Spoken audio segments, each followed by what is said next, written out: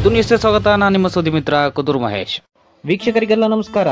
Kudur news ಸುದ್ದಿವಾಹಿನಿಯು 2021 June 5ರಂದು ಪ್ರಾರಂಭವಾಗಿ ಇದುವರೆಗೂ ತನ್ನದೇ ಆದಂತಹ ವಿಶೇಷತೆಯುಳ್ಳಂತಹ ಸುದ್ದಿಗಳನ್ನ ಪ್ರಸಾರ ಮಾಡುತ್ತಿದೆ. ಇದರ ಜೊತೆಗೆ ಪ್ರತಿ ವಾರ ಇನ್ನು ಮುಂದೆ ನಮ್ಮೂರು ನಮ್ಮವರು ಎಂಬ ವಿಶೇಷ ಕಾರ್ಯಕ್ರಮವು ಪ್ರಸಾರವಾಗುತ್ತಿದ್ದು, ಈ ಕಾರ್ಯಕ್ರಮದಲ್ಲಿ ನೀವು ಸಹ ಭಾಗವಹಿಸುವುದಾದರೆ ಅಥವಾ ನಿಮ್ಮ ಮನದಾಳದ ಮಾತುಗಳನ್ನ ಹಂಚಿಕೊಳ್ಳುವುದಾದರೆ ನಮ್ಮ ದೂರವಾಣಿಯನ್ನ ಸಂಪರ್ಕಿಸಬಹುದಾಗಿದೆ. ಹಾಗಾಗಿ ಈ ಕುದೂರು ಮತ್ತು ಕುದೂರು ಸುತ್ತಮುತ್ತಲಿನ ಎಲ್ಲ ವಿಶೇಷ ಅತಿಥಿಗಳ ಮನದಾಳದ ಮಾತುಗಳು ಇನ್ನು ಮುಂದೆ ಈ ವಾಹಿನಿಯಲ್ಲಿ ಪ್ರಸಾರವಾಗಲಿದೆ.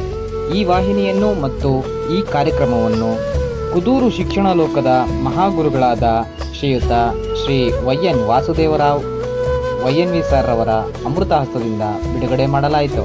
ಈ ಕಾರ್ಯಕ್ರಮದ ಚಿತ್ರೀಕರಣವನ್ನು ನಡೆಸಿದಂತಹ ಕುದೂರ್ ನ್ಯೂಸ್ ವಾಹಿನಿಯ ಉಪಸಂಪಾದಕರಾದ KM ರಾಮೂರವರಿಗೆ ಅನಂತಾನಂತ ಧನ್ಯವಾದಗಳು. ಕುದೂರ್ ನ್ಯೂಸ್ ವಾಹಿನಿಯ ನಮ್ಮೂರು ನಮ್ಮವರು ಈ ವಿಶೇಷ ಕಾರ್ಯಕ್ರಮದ ಮೊಟ್ಟ ಮೊದಲ ಅತಿಥಿಯಾದಂತಹ ಶ್ರೀ ವೈಎನ್ವಿ ಸರ್ ರವರ ಮನದಾಳದ ಮಾತುಗಳ ಕಾರ್ಯಕ್ರಮ ಇದೀಗ ಪ್ರಾರಂಭವಾಗುತ್ತಿದೆ.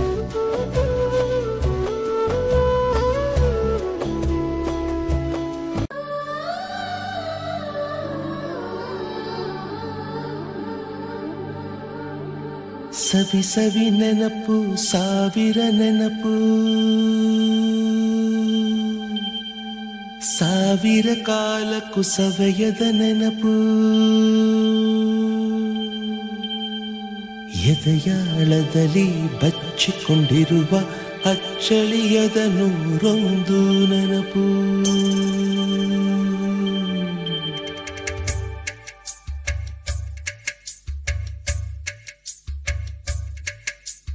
ಸವಿ ಸವಿ ನೆನಪು ಸವಿ ಸವಿ ನೆನಪು ಸಾವಿರ ನೆನಪು, ಎದೆಯಾಳದಲ್ಲಿ ಬಚ್ಚಿಕೊಂಡಿರುವ ಅಚ್ಚಳಿಯದ ನೂರೊಂದು ನೆನಪು.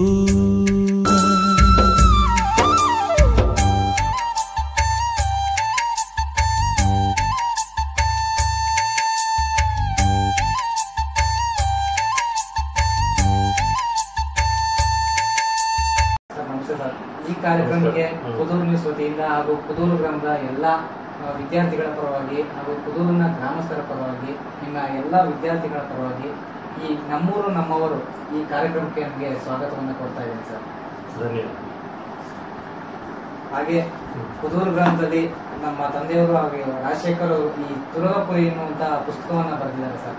ಇದನ್ನು ಕೂಡ ತಮಗೆ ನೀಡಲಿಕ್ಕೆ ಕೊಟ್ಟಿದ್ದಾರೆ.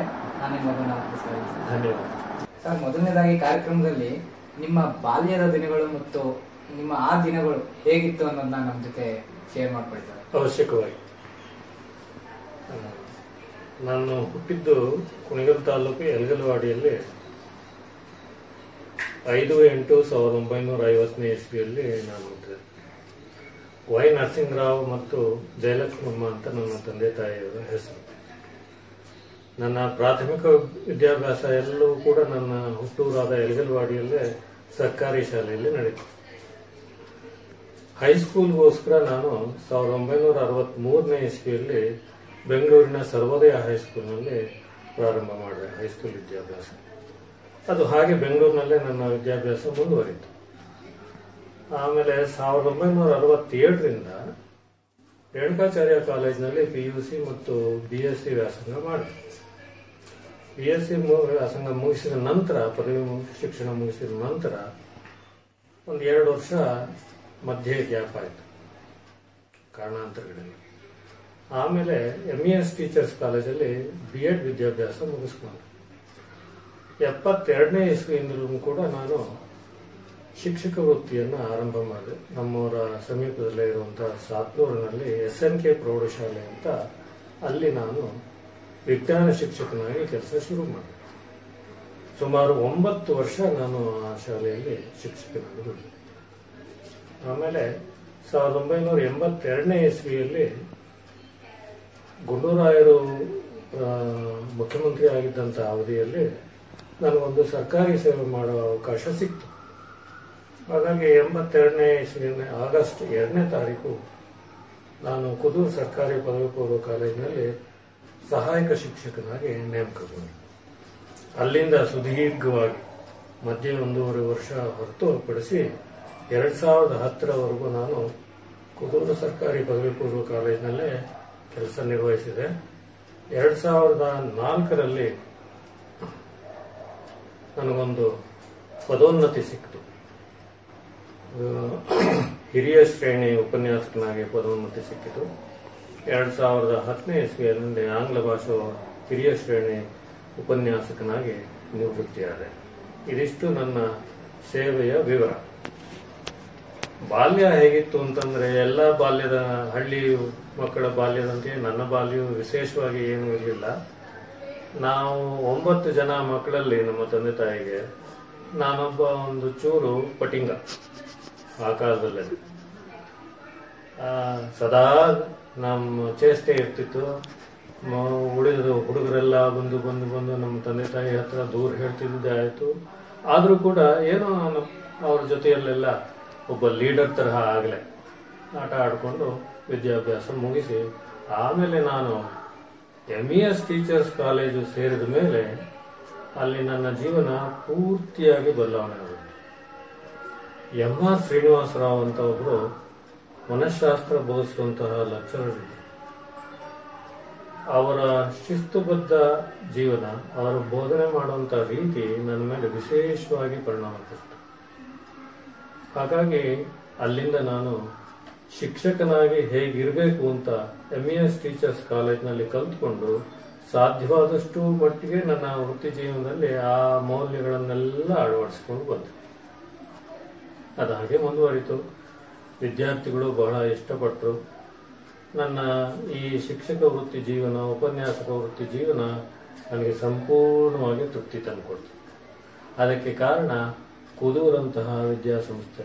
ಸರ್ಕಾರಿ ಪದವಿ ಪೂರ್ವ ಕಾಲೇಜು ಒಂದು ಮಾದರಿ ಸರ್ಕಾರಿ ಪದವಿ ಪೂರ್ವ ಕಾಲೇಜಾಗಿ ಅಲ್ಲಿದ್ದಂತಹ ಎಲ್ಲ ಉಪನ್ಯಾಸಕರುಗಳು, ಪ್ರಾಂಶುಪಾಲರುಗಳು, ಸಿಬ್ಬಂದಿ ವರ್ಗ, ಜೊತೆಗೆ ಕುದೂರಿನ ಜನತೆ, ಇವರೆಲ್ಲರ ಸಹಕಾರದಿಂದ ಅದು ಒಂದು ಉತ್ತಮ ಕಾಲೇಜಾಗಿ ಕೆಲಸ ನಿರ್ವಹಿಸಿತು.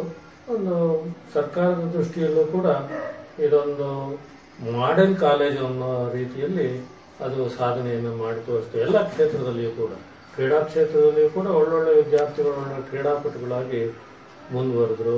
ಅನೇಕ ವಿದ್ಯಾರ್ಥಿಗಳು ಅನೇಕ ಕಡೆ ಒಳ್ಳೊಳ್ಳೆ ಹುದ್ದೆಗಳಲ್ಲಿ ಅಲ್ಲಿಂದ ಓದಿದಂಥವರು ಜೀವನ ಸಾಗಿಸ್ತಾ ಇದ್ದಾರೆ. ಬಹಳ ಅದೊಂದು ಕರ್ಮಭೂಮಿ. ಉಪಾಧ್ಯಾಯ ವೃತ್ತಿಗೆ ಒಂದು ಕರ್ಮಭೂಮಿ ಯಾವುದು ಅಂದ್ರೆ ಸರ್ಕಾರಿ ಪದವಿ ಪೂರ್ವ ಕಾಲೇಜು ಕುದೂರಿನ. ಅದನ್ನು ಹೇಳೋದಕ್ಕೆ, ಅಲ್ಲಿ ಕೆಲಸ ಮಾಡಿದೆ ನಾನು ಅಂತ ಹೇಳೋದಕ್ಕೆ ನನಗೆ ಬಹಳ ಹೆಮ್ಮೆ ಇದೆ. ಸರ್, ನೀವು ಶಿಕ್ಷಣ ಮಾಡಬೇಕಾದ್ರೆ ನಿಮ್ಮ ಜೊತೆ ಇದ್ದಂತಹ ಸಹ ಶಿಕ್ಷಕರ ಬಗ್ಗೆ, ಅವ್ರ ಜೊತೆ ಆದಂತಹ ಅನುಭವಗಳು, ಇದರ ಬಗ್ಗೆ ಏನ್ ಹೇಳ್ತೀರಾ ಸರ್? ಖಂಡಿತವಾಗಿ ಆ ಅನುಭವಗಳೇ ನಮ್ಮನ್ನೆಲ್ಲ ತಿದ್ದೋದಕ್ಕೆ, ನಾವೆಲ್ಲ ಪ್ರಾಮಾಣಿಕವಾಗಿ ದುಡಿಯೋದಕ್ಕೆ, ನಾವೆಲ್ಲ ಜನಪ್ರಿಯ ಅಂತ ನೀವೇನು ಹೇಳ್ತೀರಿ, ನಾವಲ್ಲ ಜನಪ್ರಿಯ ಅಂತ ನೀವೇನು ಹೇಳ್ತೀರಿ, ಅದಕ್ಕೆ ಕಾರಣ ಅಲ್ಲಿದ್ದಂತಹ ಸಹೋದ್ಯೋಗಿಗಳು ಹಾಗೂ ಸಂಸ್ಥೆಯ ಮೇಲ್ವಿಚಾರಕರು, ಪ್ರಿನ್ಸಿಪಾಲ್ಗಳು, ಹೆಡ್ ಮಾಸ್ಟರ್ಸ್ ಇದ್ದವರು ಕಾರಣಕರ್ತರಾಗ್ತಾರೆ. 82ನೇ ಇಸ್ವಿ ಆಗಸ್ಟ್ 2ನೇ ತಾರೀಕು ನಾನು ಕುದೂರು ಪ್ರೌಢಶಾಲೆಗೆ ಬಂದಾಗ ಆಗ್ಗೆ ನಾಗಪ್ಪನವರು ಅಂತ ಇನ್ಚಾರ್ಜ್ ಪ್ರಿನ್ಸಿಪಾಲ್ ಇದ್ದರು ಹೈಸ್ಕೂಲ್ ವಿಭಾಗಕ್ಕೆ. ಹಿರಿಯ ಉಪಾಧ್ಯಾಯರುಗಳಾಗಿ KB ಹನುಮಂತಯ್ಯ ಅಂತ, KBH ಅಂತ ಕರೆಯೋರು. ಆಮೇಲೆ TVS ಅಂತ ಇದ್ರು, T ವೆಂಕಟೇಶಮಯ್ಯ ಅಂತ ಬಯಾಲಜಿ ಶಿಕ್ಷಕರವರು. ಆಮೇಲೆ DGN ಅಂತ, DG ನಂಜುಂಡಯ್ಯ ಅಂತ ಗಣಿತ ಶಿಕ್ಷಕರು. ನನ್ನ ಜೊತೆಯಲ್ಲೇ ಬಂದಂತಹ B ವೆಂಕಟೇಶಯ್ಯ BV ಅನ್ನೋ. ಇದಾದ್ಮೇಲೆ TR ನಾಗರಾಜ್ ಅಂತ ಬಂದರು ಬೆಂಗಳೂರಿಂದ. ಆ ಹಳಬರಾಗಿ ಅಲ್ಲಿ ದೇವಾನಂದ್ ಅಂತ MD ಅಂತಿದ್ರು. ಅವರು ಉನ್ನತ ಶಿಕ್ಷಣ ಅಧಿಕಾರಿಯಾಗಿ ಅವರು ಮುಂದೆ ಆಮೇಲೆ ತಮ್ಮ ಸೇವೆಯನ್ನು ಬದಲಾಯಿಸಿಕೊಂಡು ಸ್ವಾಮಿ ಅಂತ, K ಸ್ವಾಮಿ ಅಂತ ಇದ್ರು. ಎಲ್ಲದೂ ಒಂದೊಂದು ರೀತಿಯಲ್ಲಿ ದಿಗ್ಗಜರುಗಳೇ. ನಾವು ಹೊಸದಾಗಿ ಬಂದಾಗ ನಾವು ಇನ್ನೂ ವೃತ್ತಿಗೆ ನನಗೆ ಅನುಭವ ಆಗಿತ್ತು. B ವೆಂಕಟೇಶನವರು ಪಾಪ ಅವರು ಕರ್ನಾಟಕ ಸರ್ಕಾರ ವಿಮಾ ಇಲಾಖೆಯಿಂದ ಬಂದು ಶಿಕ್ಷಣ ವೃತ್ತಿಗೆ ಬಂದವರು. ನಾವು ಹೊಸಬರಾದ್ರಿಂದ ಒಂದು ರೀತಿಯ ಅಲ್ಲಿ ವಾತಾವರಣ ಸರಿಗಿರಲಿಲ್ಲ. ಆಗ್ಗೆ ಅದು ಇದ್ದದ್ದೇ, ಎಲ್ಲ ಶಾಲೆಯಲ್ಲೂ, ಸರ್ಕಾರಿ ಶಾಲೆಯಲ್ಲೂ ಇದ್ದದ್ದೇ. ನಾವು ಮಾತಾಡಬೇಕಾದಾಗ ಪೇಪರ್ನ ಹೀಗೆ ಮುಖ ಅಡ್ಡ ಇಟ್ಕೊಂಡು ಮಾತಾಡಬೇಕಾಗಿತ್ತು, ಅಂಥ ವಾತಾವರಣ ಆಯಿತು. ಅದೇನು ಪವಾಡ ಆಯಿತು ಏನೋ, ಎಲ್ಲರೂ ಮತ್ತೆ ಒಂದಾಗಿ ಎಲ್ಲ ಮಕ್ಕಳಿಗೂ ಬೇಕಾಗುವಂಥ ವಿದ್ಯಾಭ್ಯಾಸ ಕೊಡುವಂಥ ಒಂದು ಒಳ್ಳೆ ಶಾಲೆಯಾಗಿ ಅದು ಪರಿವರ್ತನೆ ಆಯಿತು. DGN ವಿಷಯ ನಾನು ಹೇಳಬೇಕು ಅನ್ನೋದಾದರೆ, ಬೆಲ್ ಆಗ್ತಿದ್ದ ಹಾಗೇನೆ ಅವರವರ ತರಗತಿಗಳಿಗೆ ಹೊರಟೋಗ್ತಾ ಇದ್ರು. ನಾವು ಅದರಿಂದ ಕಲ್ತದ್ದು ಸಮಯ ಪಾಲನೆ. ಆಮೇಲೆ ಟಿ ವೆಂಕಟ್ ಸಾಮಯ್ಯ ಅಂತ, TVS ಅಂತ. ನಾವು ಇನ್ಶಿಯಲ್ಸ್ ಹೇಳೋದು ಬಹಳ ಸುಲಭ, ಪೂರ್ಣ ಹೆಸರಿನಲ್ಲಿ ಒಂದೊಂದು ಸ್ವಲ್ಪ ತೊಡಗುವಿಕೆ ಆಗುತ್ತೆ. ಆ TVS ಅನ್ನೋರು ಬಯಾಲಜಿ ನಮ್ಮ ಮಕ್ಕಳಿಗೆ ಎಷ್ಟು ಸೊಗಸಾಗಿ ಪಾಠ ಮಾಡೋರು ಅಂದ್ರೆ, ನಾವೇನು ಅವಾಗ ಪ್ರಾರಂಭ ಮಾಡಿದ್ವಲ್ಲ, ನಮಗೆ ಅವರ ಮಾರ್ಗದರ್ಶನ, ಅವರು ಮಾಡ್ತಿದ್ದ ಪಾಠ ಮಾಡ್ತಿದ್ದ ರೀತಿ ನಮ್ಮ ಮೇಲೆ ಬಹಳ ಪರಿಣಾಮ ಆಗುತ್ತೆ. ಈ ದೇವಾನಂದ್ MD ಮಕ್ಕಳಿಗೆ ಅವ್ರು ಎಷ್ಟೇ ಕೇಳಿದ್ರು ಅವರು ನೋಟ್ಸ್ ಕೊಡ್ತಾ ಇರಲಿಲ್ಲ. ಆದರೂ ಕೂಡ ಬಹಳ ಸೊಗಸಾಗಿ ಮಕ್ಕಳು ಅವ್ರ ಪಾಠವನ್ನು ಗ್ರಹಿಸ್ತಾ ಇದ್ರು. ಆ ನೋಟ್ಸ್ ಕೊಡ್ದಲೇನೆ ಅವರು ಅಷ್ಟೊಂದು ಪರಿಣಾಮಕಾರಿಯಾಗಿ ಪಾಠ ಮಾಡ್ತಿದ್ದನ್ನು ನಾನು ನೋಡಿ ಅವರಿಂದ ಕಲ್ತ್ಕೊಂಡೆ. ಆಮೇಲೆ ಈ ವೆಂಕಟಶಾಮಯ್ಯ ಅಂತ, VS ಅಂತ ದೈಹಿಕ ಶಿಕ್ಷಕರು ಬಂದರು ನಮಗೆ. ಒಂದು ರೀತಿಯಲ್ಲಿ ಎಲ್ಲ ಹುದ್ದೆಗಳು ನಾವು 82-83 ಇಸ್ವಿಯಲ್ಲಿ ಕುದೂರಲ್ಲಿ ಶಾಲೆಯಲ್ಲಿ ಭರ್ತಿ ಆಗೋದು. ಹಾಗಾಗಿ ಯಾವುದೇ ಪೀರಿಯಡ್ ಅಲ್ಲಿ ಪಾಠ ಇಲ್ಲದೆ, ಮಾಸ್ಟರ್ ಇಲ್ಲದೆ ಇದ್ದಂತ ಸಮಯ ಎತ್ತಲೇ ಇರಲಿಲ್ಲ. ಎಲ್ಲ ಅವಧಿಗೂ ಕೂಡ ಹುಡುಗರು ಎಂಗೇಜ್ ಆಗುತ್ತಿದ್ದರು. ಇದರಿಂದಾಗಿ ಶಿಸ್ತು ತಾನಾಗಿ ಆ ಶಾಲೆಯಲ್ಲಿ ಮೂಡಕ್ಕೆ ಶುರುವಾಯಿತು. ಅಲ್ಪ ಸ್ವಲ್ಪ ವೈಮನಸ್ಯಗಳು ಕೂಡ ಕರಗಿ ಹೋದವು. ಎಲ್ಲರಲ್ಲೂ ಸ್ನೇಹ ಭಾವ ಚೆನ್ನಾಗಿ ಮೂಡಿತು. ಕೊನೆಗೆ ಅವ್ರಿಗೆ ಆಶ್ಚರ್ಯ ಆಯಿತು, ಇಷ್ಟು ಚೆನ್ನಾಗಿ ನಮ್ಮ ಶಿಕ್ಷಕರಿಂದ ತಿಳಿಯಾಯಿತಲ್ಲ ಇದ್ದದ್ದೆಲ್ಲ ಅಂತ. ಎಲ್ಲರಲ್ಲೂ ಆತ್ಮೀಯತೆ ಹೆಚ್ಚಾಯಿತು. ಜೊತೆಗೆ ಪದವಿ ಪೂರ್ವ ಕಾಲೇಜಿನ ಉಪನ್ಯಾಸಗಳು ಕೂಡ ನಮ್ಮ ಜೊತೆಯಲ್ಲಿ ಸೇರಿ ಕೊನೆಗೆ ಯಾವ ಹಂತಕ್ಕೆ ಹೋಯಿತು ಅಂದರೆ, ಒಂದು ಪೌರಾಣಿಕ ನಾಟಕ ಅಭಿನಯಿಸುವಂತ ಸಂದರ್ಭವೂ ಬಂದೋಯ್ತು. ಹೀಗಾಗಿ ಒಂದು ಮಾದರಿ ಶಾಲೆಯಾಗಿ ಅದು ಪರಿವರ್ತನೆ ಆಯಿತು. ಅದಕ್ಕೆಲ್ಲ ಕಾರಣ ಅಲ್ಲಿದ್ದಂತಹ ಅಧ್ಯಾಪಕರುಗಳು, ಪ್ರಾಂಶುಪಾಲರು, ಜೊತೆಗೆ ಉಪನ್ಯಾಸಕ ವರ್ಗದವರು, PU ಕಾಲೇಜಿನ. ಎಲ್ಲಕ್ಕಿಂತ ಮಿಗಿಲಾಗಿ ನಮ್ಮೆಲ್ಲ ಶೈಕ್ಷಣಿಕ ಕಾರ್ಯಕ್ರಮಕ್ಕೆ ಪ್ರೋತ್ಸಾಹ ಕೊಟ್ಟಂತವರು ಅಂದರೆ ಕುದೂರಿನ ಕೆಲವರು ಮಹಾನ್ ವ್ಯಕ್ತಿಗಳು. ಅದರಲ್ಲಿ ನಾನು KH ಗಂಗಣ್ಣನಂತೂ ಜ್ಞಾಪಿಸ್ಕೊಳ್ಳೇಬೇಕು. ಆಮೇಲೆ ಅಲ್ಲಿಗೆ ಬರ್ತಿದ್ದಂಥ ಯಾವುದೇ ಸರ್ಕಾರಿ ಅಧಿಕಾರಿ ಆಗಲಿ ಶಾಲೆಯ ಬಗ್ಗೆ ಕೆಟ್ಟ ಅಭಿಪ್ರಾಯ ಹೇಳಿದವರೇ ಇಲ್ಲ. ಅತ್ಯಂತ ಪ್ರಾಮಾಣಿಕ ಮತ್ತು ಖೈಡಾಗಿರುವಂಥ ಅಧಿಕಾರಿಯೊಬ್ಬರು SSLC ಪರೀಕ್ಷೆಯ ಸಮಯದಲ್ಲಿ ಗುಡಿಮಾನಹಳ್ಳಿಗೆ ಬಂದಿದ್ದಾರೆ. ಪರೀಕ್ಷೆ ಕೇಂದ್ರ ಸಮೀಪದಲ್ಲಿ ಎಲ್ಲಿದೆ ಅಂತ ಅವ್ರು ಕೇಳಿದ್ದಾರೆ. ಇಲ್ಲೇ ಕುದೂರು ಸರ್ಕಾರಿ ಪದವಿ ಪೂರ್ವ ಕಾಲೇಜಲ್ಲಿದೆ, ಅಲ್ಲಿಗೆ ಹೋಗೋಣ. ಇಲ್ಲ, ಹೋಗೋ ಅಗತ್ಯ ಇಲ್ಲ, ಅಲ್ಲಿ ಪರೀಕ್ಷೆ ಹೇಗೆ ನಡಿಬೇಕು ಹಾಗೆ ನಡೆಯುತ್ತೆ ಅಂತ ಹೇಳಿದ್ದನ್ನ ಬೇರೆಯವರು ಬಂದು ನಮ್ಮ ಪ್ರಾಂಶುಪಾಲರಿಗೆ ಹೇಳಿದ್ರು. ಅಷ್ಟು ಒಳ್ಳೆ ವ್ಯವಸ್ಥಿತವಾಗಿ SSLC ಪರೀಕ್ಷೆ ನಡೀತಾ ಇತ್ತು. ಹಾಗಾಗಿ ಆ ಸ್ಕೂಲ್ನಲ್ಲಿ ಪಾಸಾದಂಥ ವಿದ್ಯಾರ್ಥಿಗಳು ಅವ್ರ ಹಿಂದೆ ನೋಡಲಿಲ್ಲ, ಬಹಳ ಉನ್ನತ ಹುದ್ದೆಗಳಿಗೆಲ್ಲ ಹೋದರು. ಅವ್ರ ವಿದ್ಯಾಭ್ಯಾಸ ಹಾಗೆ ಮುಂದುವರಿತು. ಹೀಗಾಗಿ ಶಿಕ್ಷಣ ಸಂಸ್ಥೆಯಲ್ಲಿ ಎಲ್ಲ ಶಿಕ್ಷಕರು, ಸಿಬ್ಬಂದಿ ವರ್ಗದವರು ಒಮ್ಮನಸ್ಸಿನಿಂದ ದುಡಿದ್ರೆ ಒಂದು ಶ್ರೇಷ್ಠ ಶಿಕ್ಷಣ ಸಂಸ್ಥೆ ಆಗತ್ತೆ ಅನ್ನೋದಕ್ಕೆ ಒಂದು ನಿದರ್ಶನ ಕುದೂರಿನ ಸರ್ಕಾರಿ ಪದವಿ ಪೂರ್ವ. ಅಲ್ಲಿ ನಾನು ಸೇವೆ ಮಾಡೋದಕ್ಕೆ ಅವಕಾಶ ಸಿಕ್ಕಿದ್ದು ನಾನು ಪುಣ್ಯ, ಹಾಗಂತ ಭಾವಿಸ್ತೀನಿ ನಾನು. ಸರ್, ನೀವು ಕಂಡಂತಹ ಕುದೂರು ಹಾಗೂ ನೀವು ಕುದೂರಿಗೆ ಎಷ್ಟನೇ ಇಸ್ವಿನಲ್ಲಿ ಬಂದ್ರಿ ಮತ್ತು ಎಷ್ಟನೇ ಇಸ್ವಿಯಲ್ಲಿ ಕುದೂರಿಂದ ಹೊರಗಡೆ ಬಂದ್ರಿ? ಈ ಕುದೂರಿನಲ್ಲಿ ಆದಂತಹ ನಿಮ್ಗೆ ಅನುಭವಗಳೇನು ಸರ್? ಅದನ್ನ ನಮ್ಮ ಜೊತೆ ಹಂಚ್ಕೊಳ್ಳಿ ಸರ್. ಅವಶ್ಯಕವಾಗಿ. ಆಗಸ್ಟ್ 2ನೇ ತಾರೀಕು 1982ನೇ ಇಸ್ವಿಯಲ್ಲಿ ನಾನು ಕುದೂರು ಪ್ರೌಢಶಾಲೆಗೆ ಸಹ ಶಿಕ್ಷಕನಾಗಿ ಬಂದು ನೇಮಕ ಮಾಡಿತ್ತು. ಆಗಿನ್ನೂ ನಾನು ಕುದೂರಲ್ಲಿ ನೆಲೆಸಿರಲಿಲ್ಲ. ಕುದೂರಿಂದ ನನ್ನೂರಿಗೆ ಬಸ್ಸಲ್ಲಿ ಪ್ರಯಾಣ ಮಾಡಬೇಕಾಗಿತ್ತು ಪ್ರತಿನಿತ್ಯ. 2 ಬಸ್ಸುಗಳು ಇರ್ತಿದ್ವು ನನಗೆ. ಹಾಗಾಗಿ ಓಡಾಡೋಕ್ಕೆ ಶುರು ಮಾಡಿದೆ. ಮೂಲತಃ ನನಗೆ ಎಲ್ಲಿ ಕೆಲಸ ಮಾಡ್ತೀನೋ ಅಲ್ಲೇ ತಂಗಿರಬೇಕು ಅನ್ನೋದು ನನ್ನೊಂದು ಆಸೆ. ಏಕೆಂದರೆ ಪ್ರಯಾಣ ಮಾಡುವಾಗ ಕೆಲವು ಅನಿವಾರ್ಯ ಕಾರಣಗಳಿಂದಾಗಿ ಸಮಯ ಪಾಲನೆ ಮಾಡೋದಕ್ಕೆ ಆಗೋದಿಲ್ಲ. ಉಪಾಧ್ಯಾಯನಾಗಿ ಸಮಯ ಪಾಲನೆ ನಾನೇ ಮಾಡದಲೇ ಇದ್ರೆ ನಾನು ವಿದ್ಯಾರ್ಥಿಗಳಿಂದ ಏನನ್ನು ನಿರೀಕ್ಷೆ ಮಾಡೋಕ್ಕಾಗತ್ತೆ? ಹಾಗಾಗಿ ನನಗೆಲ್ಲ ಅನುಕೂಲಗಳಿದ್ರೂ ಕೂಡ ಹೇಳಬೇಕು ಅಂತಂದರೆ ನಾನೊಂದು ಮೋಟ್ರ್ ಬೈಕ್ ಸಹ ಇಟ್ಕೊಂಡಿದ್ದೆ. ಮೋಟ್ರ್ ಬೈಕಲ್ಲೇ ಸುಮಾರು ದಿನ ಓಡಾಡ್ತಾ ಇದ್ದೆ, ಬುಲೆಟ್ ಮೋಟ್ರ್ ಬೈಕಲ್ಲಿ. ಅವಾಗ ಬುಲೆಟ್ ಮಾಸ್ಟರ್ ಅಂತಲೂ ಹೇಳೋದು ಹಿಂದೆ. ಅದು ಮೋಟ್ರ್ ಬೈಕ್ ಇದ್ರೂ ಸಹ ಒಂದ್ಸಾರಿ ಏನಾಯ್ತು, ಮರೂರಿಂದ ಬರಬೇಕಾದ್ರೆ ನಾಸಂದ್ರ ಕೆರೆ ತುಂಬಿ ಕೋಡಿ ಆಗೋಗಿತ್ತು. ಶನಿವಾರ ಒಂದು ನಾನು ಮೋಟ್ರ್ ಬೈಕ್ ಇಟ್ಕೊಂಡಿದ್ರು ಕೂಡ ಸರಿಯಾದ ಸಮಯಕ್ಕೆ ಕುದೂರಿಗೆ ಬರ್ಲಿಕ್ಕೆ ಆಗಲಿಲ್ಲ. ಅವತ್ತು ಒಂದು SRS ಬಸ್ಸು ಪಾಸ್ ಆದ್ಮೇಲೆ ಅದು ಹಿಂದೆ ಬಂದೆ, ಅಷ್ಟೊತ್ತಿಗಾಗಲೇ ಬೆಲ್ ಆಗೋಗಿತ್ತು. ಅವತ್ತು ನಿರ್ಧಾರ ಮಾಡಿದೆ, ನಾನು ಓಡಾಡೋಕ್ಕಾಗೋದಿಲ್ಲ, ಕುದೂರಲ್ಲೇ ನೆಲೆಸಬೇಕು ಅಂತ. ಹಾಗಾಗಿ 20 ದಿನಗಳಲ್ಲಿ ನಾನು ಕುದೂರಿನಲ್ಲಿ ಒಂದು ಸಣ್ಣ ಮನೆ ಮಾಡಿಕೊಂಡು ವಾಸ ಮಾಡೋಕ್ಕೆ ಶುರು ಮಾಡಿದೆ. ಆಗಿನ್ನೂ ನಾನು ಅವಿವಾಹಿತ.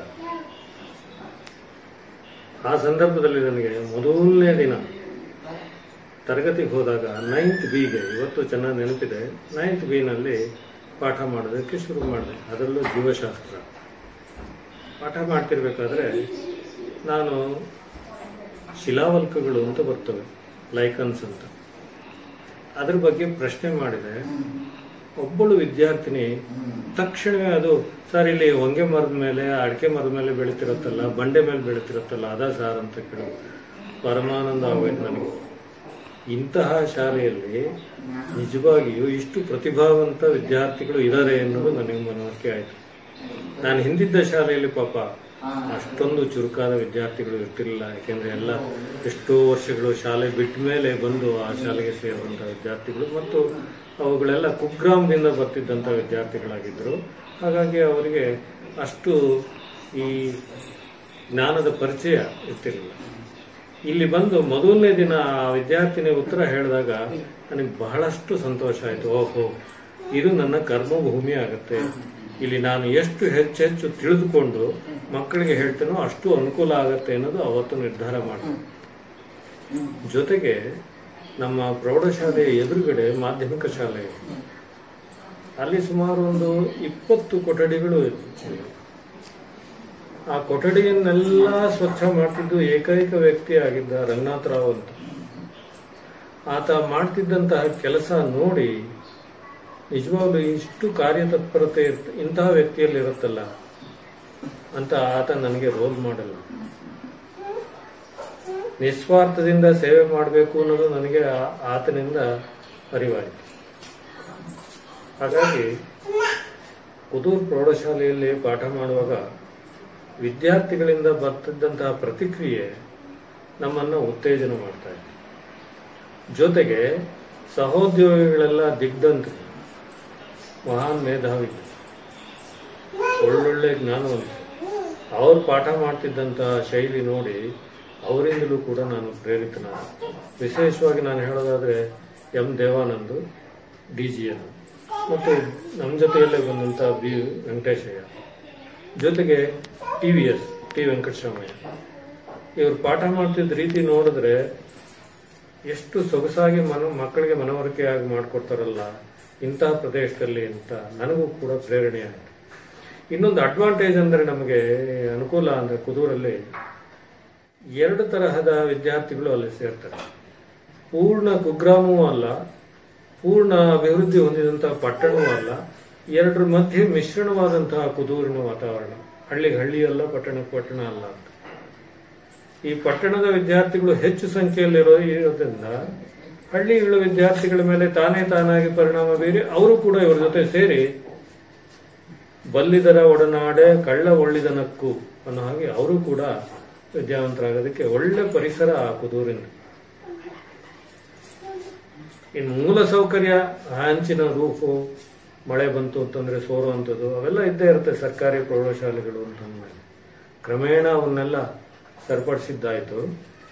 ನಮಗೆ ಬೇಕಾಗಿದ್ದು ಅಂದರೆ ಮಕ್ಕಳಿಗೆ ಯಾವುದೇ ರೀತಿಯಲ್ಲಿ ತೊಂದರೆ ಇಲ್ಲದ ಹಾಗೆ ವಿದ್ಯಾಭ್ಯಾಸ ಕೊಡಬೇಕು. ಅದಕ್ಕೆಲ್ಲರೂ ಪೂರಕವಾಗಿ ದುಡಿದು ನನಗೆ ಕುದೂರಲ್ಲಿ ಫಸ್ಟ್ ಆದ ಅನುಭವ ಅಂತಂದರೆ, ನಾನು ಆ ಥಿಯೇಟ್ರ್ ಹತ್ರ ಬಸ್ಸಲ್ಲಿ ಇಳಿದ್ಬಿಟ್ಟು ನಡ್ಕೊಂಡು ಬರ್ತಾ ಇದ್ದೀನಿ. ಹೈಸ್ಕೂಲ್ ಯಾವುದು ನೋಡೋಣ ಅಂತ. ಎಡಗಡೆ ನೋಡಿದೆ ಮಿಡ್ಲ್ ಸ್ಕೂಲ್ ಸಿಕ್ತು. ಮಿಡ್ಲ್ ಸ್ಕೂಲ್ ಕಟ್ಟಡ ಇಷ್ಟು ಚೆನ್ನಾಗಿದೆ, ಹೈಸ್ಕೂಲ್ ಇನ್ನೂ ಚೆನ್ನಾಗಿರ್ಬೇಕು ಅಂತ ಬಸ್ ಸ್ಟ್ಯಾಂಡ್ ಬಿಟ್ಟು ಮುಂದಕ್ಕೆಲ್ಲ ಹೊರಟೋದೆ. ಅಲ್ಲಿ ಕೇಳಿದೆ ಒಬ್ಬನ್ನ, ಹೈಸ್ಕೂಲ್ ಎಲ್ಲಿದೆ ಅಂತ. ಸರ್ ಅಲ್ಲಿ ಬಲಗಡೆ ಇದೆ ನೋಡಿ ಅಂತ ವಾಪಸ್ ತೋರಿಸ ಬಂದ್ರೆ ಅಲ್ಲೇನಾಗಿತ್ತು, 2 ಬೃಹದಾಕಾರದ ಮರಗಳು ಬೆಳೆದ್ಬಿಟ್ಟಿದ್ವು. ಅವೆಲ್ಲ ಕೊಂಬೆಗಳನ್ನ ಕವರ್ ಮಾಡಿಬಿಟ್ಟಿದ್ರಿಂದ ಸ್ಕೂಲ್ ರೂಫ್ ಕೆಳಗಡೆ ಇದ್ದಿದ್ದರಿಂದ ನನಗೆ ಸ್ಕೂಲೇ ಕಂಡಿರಲಿಲ್ಲ, ಪದವಿ ಪೂರ್ವ ಕಾಲೇಜು. ಆಮೇಲೆ ಮತ್ತೆ ಕಾಲೇಜ್ ಒಳಗಡೆ ಹೋದೆ. ಮೊದಲು ಇದ್ದಿದ್ದ ಉದ್ದೇಶ ನಂದೇನು ಅಂದರೆ, ಕುದೂರ್ ಕೆಲಸ ಬೇಡ, ಮಾಡಬಾಳ್ಗೋ ಮಾಗಡಿಗೋ ನಾನು ವರ್ಗಾವಣೆ ಮಾಡಿಸ್ಕೊಂಡು ಅಲ್ಲೇ ಕೆಲಸ ಮಾಡಬೇಕು ಅಂತ ಅಂದ್ಕೊಂಡು ಬಂದೆ. ಆದರೆ ಬರ್ತಿದ್ದ ಹಾಗೇನೆ ಅಲ್ಲಿನ ಇನ್ಚಾರ್ಜ್ ಪ್ರಿನ್ಸಿಪಾಲ್ ಅವತ್ತು ನರಸಿಂಹನ್ ಇದ್ರು. ಆ ನರಸಿಂಹನ್ ಕಾಲೇಜ್ ವಿಭಾಗದವರು ಬಂದು, ಹೌದು ಇಲ್ಲೊಂದು ವೇಕೆನ್ಸಿ ಇದೆ, ಸೈನ್ಸ್ ವೇಕೆನ್ಸಿ, ನೀವು ಬಂದು ರಿಪೋರ್ಟ್ ಮಾಡ್ಕೋಬಹುದು ಅಂತ ಹೇಳಿದ್ರು. ಸರಿ ಅಂತ ಏನು ಮಾಡಿದೆ, ಊರಿಗೆ ಹೋಗ್ಬಿಟ್ಟು ನಮ್ಮ ತಂದೆ ತಾಯಿನ ಕೇಳಿದೆ. ನಮ್ಮ ತಾಯಿಗೆ ಇಷ್ಟ ಇಲ್ಲ, ಮನೆ ಹತ್ರಲೇ ಇರಲಿ, ಇವನಿಂದ ನಮ್ಮ ಮನೆಗೆ ಬಹಳಷ್ಟು ಅನುಕೂಲ ಇರುತ್ತೆ, ಇವನು ಎಲ್ಲವನ್ನೂ ನಿಭಾಯಿಸಬಲ್ಲ ಅನ್ನೋ ನಂಬಿಕೆ ನಮ್ಮ ತಾಯಿಗೆ. ಹಾಗಾಗಿ ಅವರು ಈ ಒಲ್ಲದ ಮನಸ್ಸಿನಿಂದ ಅವರು ಹೋಗು ಅಂತಲೂ ಹೇಳಲಿಲ್ಲ. ಆದರೆ ನಮ್ಮ ತಂದೆ ಹೋಗಪ್ಪ ಅಂತಂದ್ರು. ಬಂದು ರಿಪೋರ್ಟ್ ಮಾಡ್ಕೊಂಡ್ಬಿಟ್ಟೆ. 2010 ತನಕ, ಆಗಸ್ಟ್ 31 ತನಕ, 2 ಆಗಸ್ಟ್ 1982 ಇಸ್ವಿಯಿಂದ ಪೂರ್ಣವಾಗಿ ಕುದೂರಲ್ಲೇ ವಾಸ ಇದ್ದೆ. ಮಧ್ಯೆ ಏನಾಗಿತ್ತು ಅಂತಂದ್ರೆ, 2011ರಲ್ಲಿ ನನಗೆ ಉಪನ್ಯಾಸಕನಾಗಿ ಬಡ್ತಿ ದೊರೆತು ತಿಪ್ಸಂದ್ರ ಪದವಿ ಪೂರ್ವ ಕಾಲೇಜಿಗೆ ವರ್ಗಾವಣೆ ಆಯಿತು.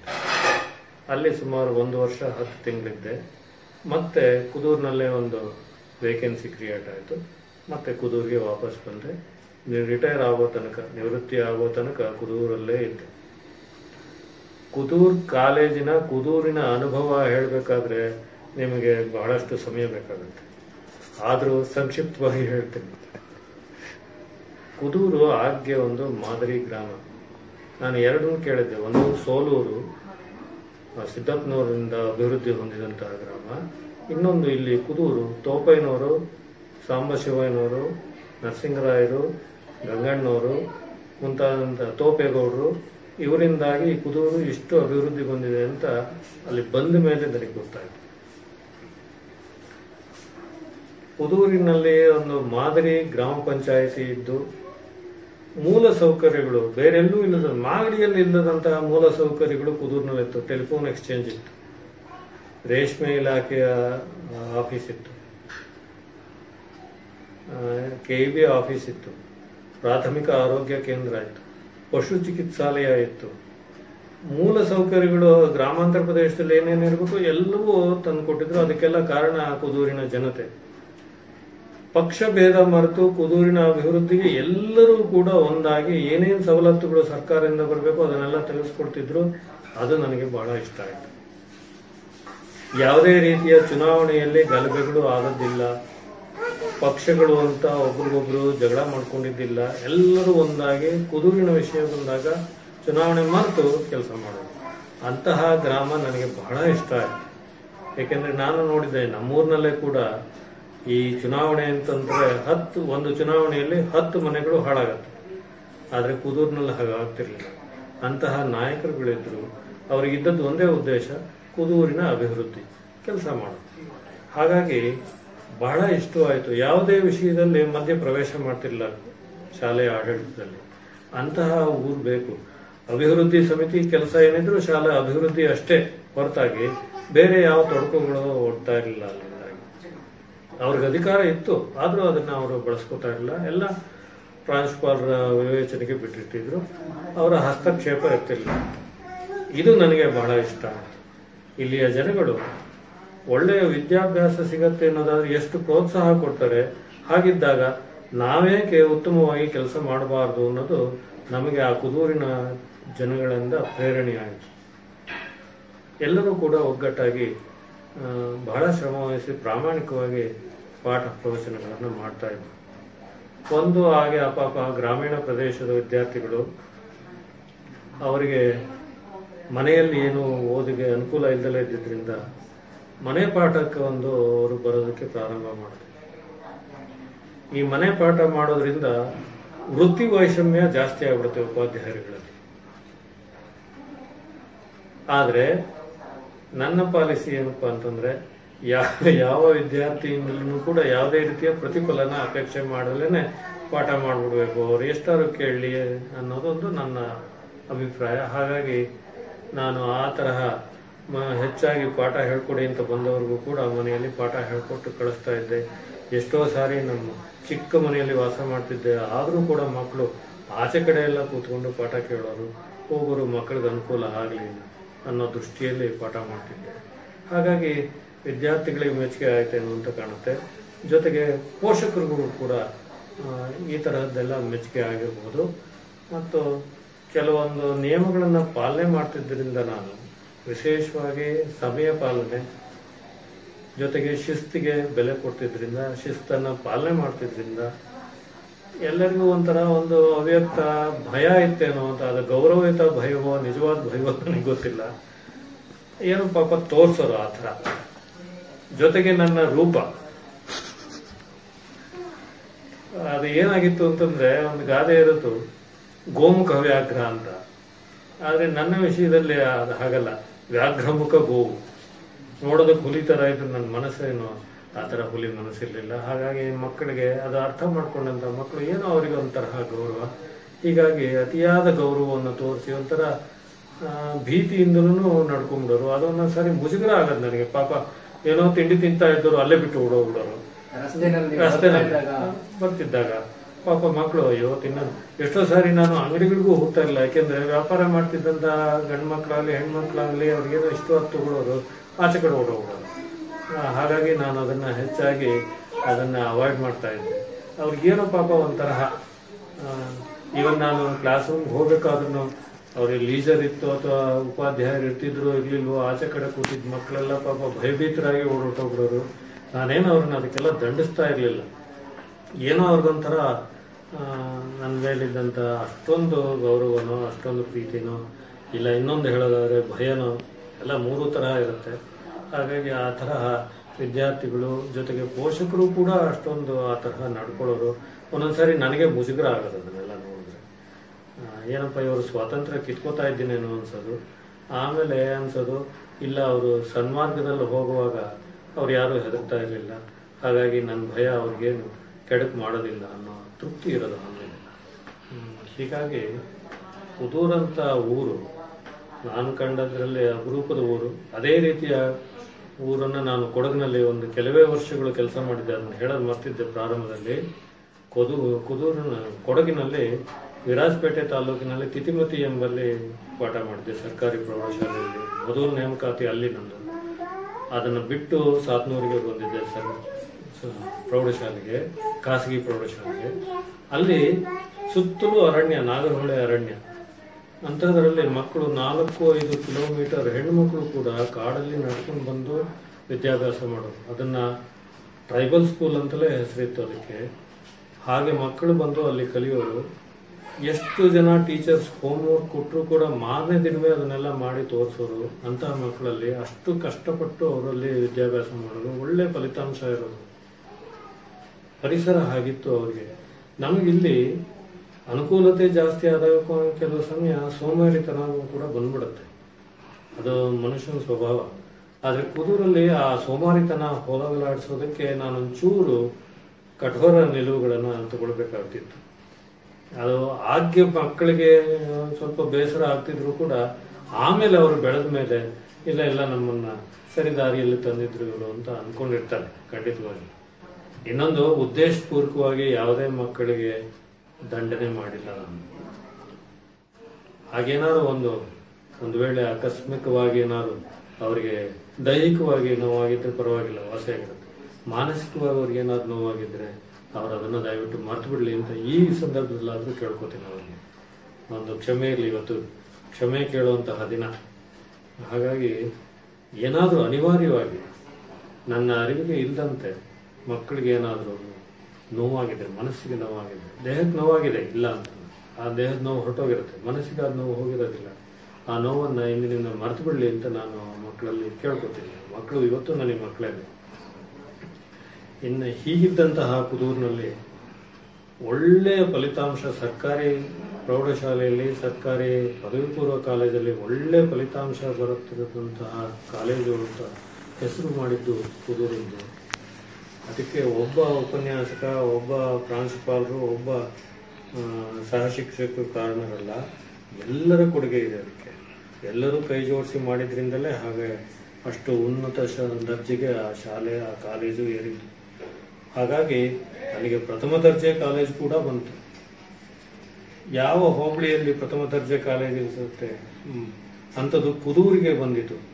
ಅದು ಆ ಊರಿನ ಜನಗಳ ಪರಿಶ್ರಮ, ದಾನಿಗಳ ಪರಿಶ್ರಮ. ದಾನಿಗಳೆಲ್ಲ ಕಟ್ಟಡವನ್ನೆಲ್ಲ ಕಟ್ಟಿಕೊಟ್ರು ಪದವಿ ಪೂರ್ವ ಕಾಲೇಜಿಗೆ.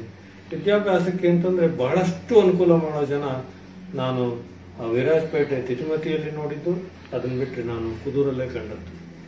ಪಕ್ಷಾತೀತವಾಗಿ ಅವರೆಲ್ಲ ಅಭಿವೃದ್ಧಿ ಕಾರ್ಯ ಅಂತಂದ್ರೆ ಕೈ ಜೋಡಿಸಿ ಮಾಡ್ತಾರಲ್ಲ, ನಿಜವಾಗ್ಲೂ ಅವ್ರಿಗೆಲ್ಲ ಒಂದು ದೊಡ್ಡ ನಮನ. ಹಾಗಿದ್ದಾಗಲೇ ಮಾತ್ರ ಮಾದರಿ ಗ್ರಾಮ, ಮಾದರಿ ಪಾಠಶಾಲೆ, ಮಾದರಿ ಕಾಲೇಜು ಆಗಕ್ಕೆ ಸಾಧ್ಯ. ಎಲ್ಲರೂ ಸೇರ್ಬೇಕಾಗುತ್ತೆ. ಒಬ್ಬರಿಂದ, ಒಬ್ಬ ಉಪನ್ಯಾಸಕನಿಂದ, ಒಬ್ಬ ವಯನ್ವಿಯಿಂದ ಅದಾಗುವಂಥ ಕೆಲಸ ಅಲ್ಲ. ಈ ಕಾಲೇಜಿನಲ್ಲಿ ನನ್ನ ಜೊತೆಯಲ್ಲಿ ಕೆಲಸ ಮಾಡಿದಂತಹ ಅನೇಕ ಉಪನ್ಯಾಸಕರುಗಳು, ಅದರಲ್ಲಿ ಪ್ರಥಮವಾಗಿ ಕನ್ನಡ ಉಪನ್ಯಾಸಕರಾದ ಚಂದ್ರಕುಮಾರ್, CK ಅಂತ ಕರಿತೀವಿ ನಾವು, ಚಂದ್ರಕುಮಾರ್ ಅವರು, DB ಅಂತ ದೊಡ್ಡಬೋರಯ್ಯ ಅಂತ ಅವರು, ಆಮೇಲೆ ವಿಶೇಷವಾಗಿ ಎಕನಾಮಿಕ್ಸ್ ಲೆಕ್ಚರರ್ ಇದ್ದು ಹಿಂದೆ, ಅಲ್ಲಿ ಎಕನಾಮಿಕ್ಸ್ ಲೆಕ್ಚರರ್ ಆಗಿದ್ದಂಥ ಉದಯಶಂಕರ್ ಅವರು ನನ್ನ ಮೇಲೆ ಬಹಳ ಪ್ರಭಾವ ಬೀರಿದರು. ಅವರು ಒಂದು ವಿಷಯದ ಚರ್ಚೆ ಮಾಡ್ತಿರ್ಲಿಲ್ಲ, birth of star, death of star, ಇದ್ರ ಬಗ್ಗೆ ಎಲ್ಲ ಪ್ರಶ್ನೆ ಕೇಳೋರು. ಲೇಸರ್ ಬಗ್ಗೆ ಪ್ರಶ್ನೆ ಕೇಳೋರು. ಆಗ್ಗೆ ನಾವೆಲ್ಲ ವಿಚಾರ ವಿನಿಮಯ ಮಾಡ್ಕೊಂಡು ಬಹಳ ಇಷ್ಟ ಆಯ್ತು ನನಗೆ. ಹಾಗೆ ಉಪನ್ಯಾಸಕಗಳಲ್ಲಿ ಚರ್ಚೆ ನಡೀತಿದ್ರೆ ಅದರಿಂದ ವಿದ್ಯಾರ್ಥಿಗಳಿಗೂ ಕೂಡ ಬಹಳ ಉಪಯೋಗ ಆಗತ್ತೆ. ಬರೀ ಪುಸ್ತಕದಷ್ಟೇ ಹೇಳ್ತಾ ಇದ್ರೆ ವಿದ್ಯಾರ್ಥಿಗಳಿಗೂ ಅದರಿಂದ ಏನು ಪ್ರಯೋಜನ ಆಗೋದಿಲ್ಲ. ಹಲವಾರು ವಿಷಯಗಳನ್ನ ಕ್ರೋಢೀಕರಿಸಿ ಸಂದರ್ಭಾನುಸಾರ ಹೇಳಿದ್ರೆ ಮಾತ್ರ ಅವರಿಗೆ ಬೋಧನೆಯಲ್ಲಿ, ನಾವು ಮಾಡ್ತಿರೋ ಬೋಧನೆಯಲ್ಲಿ ಆಸಕ್ತಿ ಬರುತ್ತೆ, ಅದು ಅವರಿಗೆ ಮನನ ಆಗುತ್ತೆ. ಆ ಒಂದು ಟೆಕ್ನಿಕ್ ಅನ್ನು ನಾನು ಕೆಲವು ಉಪನ್ಯಾಸಕರುಗಳಿಂದ ಅಳವಡಿಸಿಕೊಂಡೆ. ಇತ್ತೀಚೆಗೆ ನನ್ನ ಸಹೋದ್ಯೋಗಿಯೇ ಆಗಿದ್ದಂತಹ ನರಸಿಂಹರಾಜು ಅನ್ನೋರು ಕೂಡ ಉಪನ್ಯಾಸಕರಾಗಿ ನನ್ನ ಜೊತೆಯಲ್ಲಿಯೇ ಕೂಡ ಇಲ್ಲಿ ಕೆಲಸ ಮಾಡಿದರು ಕುದೂರಿನಲ್ಲಿ. ನಾವೆಲ್ಲ ಆತ್ಮೀಯರಾಗಿಯೇ ಉಳ್ಕೊಂಡು ಹೈಸ್ಕೂಲ್ನಿಂದ ಜೊತೆಯಾಗಿ ಬಂದು ಇಲ್ಲಿ ಕಾಲೇಜಿನಲ್ಲಿ ಉಪನ್ಯಾಸಕರಾಗಿ ಒಂದೇ ಕಡೆ ಮಾಡುವಂತ ಕೆಲಸ ಮಾಡುವ ಸೌಭಾಗ್ಯನೂ ದೊರೆಯಿತು ನನಗೆ. ಹಾಗಾಗಿ ಒಂದು ರೀತಿಯಲ್ಲಿ ಅದು ನಮ್ಮ ಪಾಲಿಗೆ ಕರ್ಮಭೂಮಿಯ ಜೊತೆಗೆ ಒಂದು ಅದೃಷ್ಟಶಾಲಿ ಪ್ರದೇಶವೂ ಆಗಿತ್ತು. ಕುದೂರಿನಲ್ಲಿ ಹೋಗಬೇಕಾದಂತಹ ಪ್ರದೇಶಗಳು ಅಂತಂದ್ರೆ ಕೆಲವೊಂದು ಮನಸ್ಸಿಗೆ ನೆಮ್ಮದಿ ಕೊಡುವಂತಹ ಪ್ರದೇಶಗಳಿದ್ವು. ಈಗೆಲ್ಲ ಅಲ್ಲಿ ಪಟ್ಟಣ ಅಭಿವೃದ್ಧಿಯಾಗಿ ಆ ಶಾಂತತೆ ಹೋಗಿ, ಥಿಯೇಟರ್ನಿಂದ ಮುಂದೆ ಹೋಗಿ ಭೈರವನ ದೇವಸ್ಥಾನದ ಹತ್ರ ಹೋಗ್ಬೇಕಾದ್ರೆ ಅಲ್ಲೊಂದು ಗುಡ್ಡ ಇತ್ತು ಕೆರೆ ಹಿಂಭಾಗದಲ್ಲಿ. ಅಲ್ಲಿ ಹೋಗಿ ನಾವೆಲ್ಲ ಕೂತು ಚರ್ಚೆ ಮಾಡ್ತಿದ್ವಿ. ಯಾರ್ಯಾರು ಹೋಗ್ತಾ ಇದ್ವಿ ಸರ್? ನಾನು ಅಲ್ಲಿಗೆ ಇದೇ ಉದಯಶಂಕರ್ ಅನ್ನೋರು, ನಾಗಭೂಷಣ್ ಅಂತ, DGN, BV, ಬಾದೇಗೌಡರು ಅಂತ ಫಾರ್ಮಸಿಸ್ಟು, ಪೋಸ್ಟ್ ಮಾಸ್ಟರು, ತೋಪೇಗೌಡರು, ಜೊತೆಗೆ TRN ಅಂತ, M ದೇವಾನಂದ ಅಂತ, ಇಷ್ಟು ಜನ. ಯಾಕೆಂದ್ರೆ ನಾವೆಲ್ಲ ಕುದೂರಿನಲ್ಲೇ ವಾಸ ಇದ್ದವರು. ಹಾಗಾಗಿ ನಾವು ಸಂಜೆ ಹೊತ್ತು ಅಲ್ಲಿ ಹೋಗಿ ಕೂತ್ಕೊಂಡು ಎಲ್ಲ ಅನೇಕ ವಿಷಯಗಳನ್ನ ಚರ್ಚೆ ಮಾಡೋದು. ಅದು ಕಾಡು ಹರಟೆ ಆಗ್ತಿರ್ಲಿಲ್ಲ. ನಮಗೆ ನಮ್ಮ ಜ್ಞಾನಾಭಿವೃದ್ಧಿಗೆ ಪೂರಕವಾದಂತಹ ಚರ್ಚೆ ಆಗ್ತಿತ್ತು. ಆಗೊಮ್ಮೆ ಈಗೊಮ್ಮೆ ರಾಜಕಾರಣದ ಚರ್ಚೆ ಆಗ್ತಿತ್ತು, ಆದರೆ ಅದರಿಂದ ಏನು ಪ್ರಯೋಜನ ಆಗ್ತಿರ್ಲಿಲ್ಲ. ಅದರಲ್ಲಿ ಬ್ರೈಟರ್ ಸೈಡ್ ಅಂತ ಏನು ಹೇಳ್ತೀವಿ, ಒಳ್ಳೇದೇನಿತ್ತು ಅದನ್ನ ಮಾತ್ರ ಚರ್ಚೆ ಮಾಡೋ, ಉಳಿದದನ್ನ ಬಿಟ್ಬಿಡ್ತೀವಿ. ನಾವು ಅದನ್ನ ಬುದ್ಧಗಯ ಅಂತ ಕರ್ಕೊಡ್ತಿದ್ವಿ. ಸುಮಾರಾಗಿ ನಮಗೆಲ್ಲ ಅದೊಂಥರ ಜ್ಞಾನಕ್ಕೆ ಪ್ರಚೋದನೆ ನೀಡುವ ಜಾಗ ಆಗ್ಬಿಟ್ಟಿತ್ತು. ಸುಮಾರು ವರ್ಷಗಳು ನಾವು ಅದೊಂದು ಪರಿಪಾಠ ಮಾಡ್ಕೊಂಡಿದ್ದು ಸಂಜೆ ಹೊತ್ತು. ಅದೊಂದು ಜಾಗ ಮನಸ್ಸಿಗೆ ಹಿಡಿಸ್ತು. ಈಗ ಏನು ಇಲ್ಲಿ ಕುದೂರಿನಿಂದ ಕುತ್ತಿನಗೆರೆವರೆಗೂ ಮರಗಳ ಸಾಲಿವೆ. ಆ ಮರಗಳು ಆಗಿನ್ನೂ ನೆಟ್ಟಂತಹ 75-76ನೇ ಇಸ್ವಿಯಲ್ಲಿ ನೆಟ್ಟಂತಹ ಮರಗಳು 82ನೇ ಇಸ್ವಿಯ ಹೊತ್ತಿಗೆ ಮತ್ತು ನಾನು ಬರುವ ಹೊತ್ತಿಗೆ ಆಗಲೇ ಅವೆಲ್ಲ ಚೆನ್ನಾಗಿ ಬೆಳೆದು ಎರಡೂ ಸೇರ್ಕೊಂಡ್ಬಿಟ್ಟಿದ್ವು. ಅದನ್ನು ನೋಡೋದೇ ನನಗೆ ಬಹಳ ತೃಪ್ತಿ. ಇಲ್ಲಿ ಅನಾಮಿಕರು, ಆ ಮರ ನೆಟ್ಟವರು ಪ್ರಸಿದ್ಧಿಗೆ ಬರಲಿಲ್ಲ. ಯಾಕೆಂದರೆ ಅವರೆಲ್ಲ PWDಯಲ್ಲಿ ಗ್ಯಾಂಗ್ಮನ್ಗಳಾಗಿ ಕೆಲಸ ಮಾಡಿದಂಥವರು. ಅವರು ನೆಟ್ಟು ಪೋಷಣೆ ಮಾಡಿದಂತಹ ಮರಗಳು ಈಗ ಇದು ಒಂದು ಪರ್ಯಾಯ ಸಾಲು ಮರಗಳಾಗಿ ಬೆಳೆದಿವೆ. ಬಹುಶಃ ಜನಗಳು ಬಂದಾಗ ಫಸ್ಟ್ ಅದನ್ನ ನೋಡ್ಬಿಟ್ಟು ಇದೇ ಸಾಲು ಮರದ ತಿಮ್ಮಕ್ಕ ನೆಟ್ಟ ಸಾಲು ಮರಗಳೇನು ಅಂತ ಅನ್ಕೊಂಡ್ಬಿಡ್ತಾರೆ. ಅವ್ರಿಗೆ ಅಷ್ಟು ಚೆನ್ನಾಗಿ ಅದು ಕಾಣುತ್ತೆ, ಈಗಲೂ ಉಳಿದಿವೆ. ಹಾಗಾಗಿ ಅದು ನನಗೆ ಬಹಳ ಇಷ್ಟವಾದ ಜಾಗ ಆಗ್ತಿತ್ತು. ಸಂಜೆ ಹೊತ್ತು ಆಗಲೇ ವಾಯು ವಿಹಾರಕ್ಕೆ ಅಂತ ಅಲ್ಲಿಗೆ ಹೋಗ್ತಾ ಇದ್ದು ಬರ್ತಾ ಇದ್ದು. ಅದಾದ ನಂತರ ಈ ಕಡೆಗೆ ಶಿವಗಂಗೆ ರಸ್ತೆ ಕಡೆಗೆ ಹೋಗ್ಬೇಕಾದ್ರೆ ಒಂದೊಂದು ಸ್ವಲ್ಪ ಮುಜುಗರ ಆಗೋದು ನನಗೆ, ಮನಸ್ಸು ಬಿಚ್ಚಿ ಹೇಳೋದು. ಏಕೆಂದ್ರೆ ಅಲ್ಲೆಲ್ಲ ಮದ್ಯದ ಅಂಗಡಿಗಳಿರ್ತಿದ್ವು. ಆ ಕಡೆ ಹೆಚ್ಚಾಗಿ ನಾನು ಹೋಗ್ತಾ ಇರಲಿಲ್ಲ. ಇನ್ನು ಈ ಕಡೆ ಸುಗ್ನಳ್ಳಿ ಕಡೆಗೆ ಒಂದಿಷ್ಟು ಆ ದಿಣ್ಣೆ ತನಕ ಹೋಗುವೆ, ಅಲ್ಲೇ ಒಂದಿಷ್ಟು ವಾಯು ಮಾಡಿಕೊಂಡು ವಾಪಸ್ಸು ಮನೆಗೆ ಬರ್ತಾ ಇದ್ದೆ. ಸಂಜೆ ಹೊತ್ತು ನನಗೆ ಅಷ್ಟು ಆಗಿ ಆಮೇಲೆ ಬಿಡುವು ಸಿಗ್ತಾ ಇರಲಿಲ್ಲ. ಯಾಕೆಂದರೆ ನಾನು ಮಕ್ಕಳ ಜೊತೆ ಕ್ರಿಕೆಟ್ ಆಡೋದಕ್ಕೆ ರೂಢಿ ಮಾಡ್ಕೊಂಡ್ಮೇಲೆ ಸಂಜೆ ಪೂರ್ತಿ ಎಷ್ಟೋ ಸಾರಿ ರಾತ್ರಿ ಆದ್ರೂ ಬಾಲ್ ಕಾಣದಲ್ಲಿದ್ರೂ ಆಟ ಆಡಿ ಮನೆಗೆ ಬಂದಂತಹ ದಿನಗಳು ಇವೆ. ಹೀಗಾಗಿ ದಿನಚರಿ ಹಾಗೆ ಕಳೆದು ಹೋಗ್ತಿತ್ತು ನನಗೆ. ಒಮ್ಮೆಯೂ ಬೇಸರದ ಸಂಗತಿಯೇ ಇರ್ತಾ ಇರಲಿಲ್ಲ, ಒಮ್ಮೆಯೂ ಆರೋಗ್ಯ ಕೆಟ್ಟಿದ್ದೂ ಇಲ್ಲ ನನಗೆ ಕೂತೂರಲ್ಲಿ. ಅಷ್ಟು ಒಳ್ಳೆಯದು, ಮನಸ್ಸಿಗೂ ದೇಹಕ್ಕೂ ಎಲ್ಲದಕ್ಕೂ ಒಳ್ಳೆಯದಾದಂತಹ ಪೂರಕವಾದಂತಹ ವಾತಾವರಣ ಕೂತೂರಲ್ಲಿತ್ತು. ಬಹುಶಃ ನಾನು ನೋಡಿದಂತಹ ಪರಿಸರಗಳಲ್ಲಿ ಕುದೂರಿನಂತಹ ಪರಿಸರ ಬೇರೆಲ್ಲೂ ನಾನು ಕಂಡಿಲ್ಲ. ಇದನ್ನ ಇನ್ನು ಜಂಬಕ್ಕೆ ಹೇಳ್ಕೊಳ್ಳೋದಂತಲ್ಲ, ವಾಸ್ತವವಾಗಿ ಈಗ ಏನಾಗಿದೆಯೋ ನನಗೆ ಗೊತ್ತಿಲ್ಲ. ಈಗಾಗಲೇ ನಾನು ಬಂದು 11 ವರ್ಷಗಳಾಗೋಯ್ತು ಕೂತೂರು ಬಿಟ್ಟು. ಸಾಕಷ್ಟು ಬದಲಾವಣೆಗಳಾಗಿರುತ್ತವೆ, ಆದರೆ ನಾನಿದ್ದಾಗಿದ್ದ ವಿಷಯ ಮಾತ್ರ ಇಷ್ಟು ನಿಜವಾಗಿಯೂ ಸತ್ಯ. ಎಲ್ಲ ರೀತಿಯ ಅನುಕೂಲ ನಮಗೆ ಆ ಕುದೂರು ಗ್ರಾಮದಲ್ಲಿ ಸಿಕ್ಕಿದೆ, ಜನಗಳ ಸಹಕಾರ ಸಿಕ್ಕಿದೆ. ಹೀಗಾಗಿ ಅದಕ್ಕಿಂತ ಅನುಕೂಲ ನಮ್ಗೆ ಇನ್ನೇನು ಬೇಕು? ಸರ್ಕಾರಿ ನೌಕರರಿಗೆ ಸೇವೆ ಮಾಡೋದಕ್ಕೊಂದು ಒಳ್ಳೆಯ ಜಾಗ ಸಿಕ್ಕರೆ ಅದೇ ಅವ್ರ ಪುಣ್ಯ. ಬೇರೆಲ್ಲ ತೊಡಕುಗಳೆಲ್ಲ ಮರ್ತು ಹೋಗುತ್ತೆ, ಅವೆಲ್ಲ ಗೌಣ. ಹೀಗಾಗಿ ನಾನು ಸೇವೆ ಮಾಡಿದಂತಹ ಜಾಗ ಅತ್ಯುತ್ತಮವಾದ ಒಂದು ಊರು ಕುದೂರು. ಹೀಗಾಗಿ ನಾನು ಕಂಡ ಕುದೂರು ಇನ್ನೆಂದೂ ಕಾಣೋದಿಲ್ಲ ನನ್ನ ಜೀವನದಲ್ಲಿ. ಅಷ್ಟು ಹೇಳಬಲ್ಲೆ ನಾನು ಕುದೂರಿನ ಬಗ್ಗೆ. ಬೋಧನಾ ವೇಳೆಯಲ್ಲಿ ನನಗೆ ಬೇರೆ ರೀತಿ ಯಾವ ಸಮಸ್ಯೆಯೂ ಆಗಲಿಲ್ಲ. ಸಮಸ್ಯೆ ಇರ್ತಿದ್ದು ಈ ಮೂಲಸೌಕರ್ಯ ಕೊರತೆ. ಆ ಕೊರತೆ ಅದನ್ನು ಯಾರೂ ಕೂಡ ಅಷ್ಟಾಗಿ ಗಮನಿಸಿದೆ. ಮಕ್ಕಳೆಲ್ಲ ಸಹಕರಿಸಿ, ಪಾಪ ನಾನು ಹೇಳಿದ್ನಲ್ಲ, ಸ್ಟೇಜ್ ಮೇಲೆ ಕೂಡ ಕೂತ್ಕೊಂಡು ನಾನು ಆ ಕಡೆ ಈ ಕಡೆ ಓಡಾಡಕ್ಕಾಗದಂತಹ ಪರಿಸ್ಥಿತಿಯಲ್ಲೂ ಕೂಡ ಅವರು ಶ್ರದ್ಧೆಯಿಂದ ಪಾಠ ಕೇಳಿ ಅವ್ರ ಪಾಪ ಉನ್ನತ ದರ್ಜೆಗೆ ಹೋಗಿದ್ದಾರೆ. ಹಾಗಾಗಿ ಆ ವಿದ್ಯಾರ್ಥಿಗಳಿಗೂ ಕೂಡ ನಾವು ಕೃತಜ್ಞರಾಗಿರ್ಬೇಕು. ಅಂಥ ವಿದ್ಯಾರ್ಥಿಗಳು, ಕುದೂರು ಕಾಲೇಜಿಗೆ ಬಂದಂಥ ವಿದ್ಯಾರ್ಥಿಗಳು, ಅಲ್ಲಿನ ಜನತೆ, ಜೊತೆಗೆ ಸಹ ಉಪನ್ಯಾಸಕರು ಮತ್ತು ಪ್ರಾಂಶುಪಾಲರು.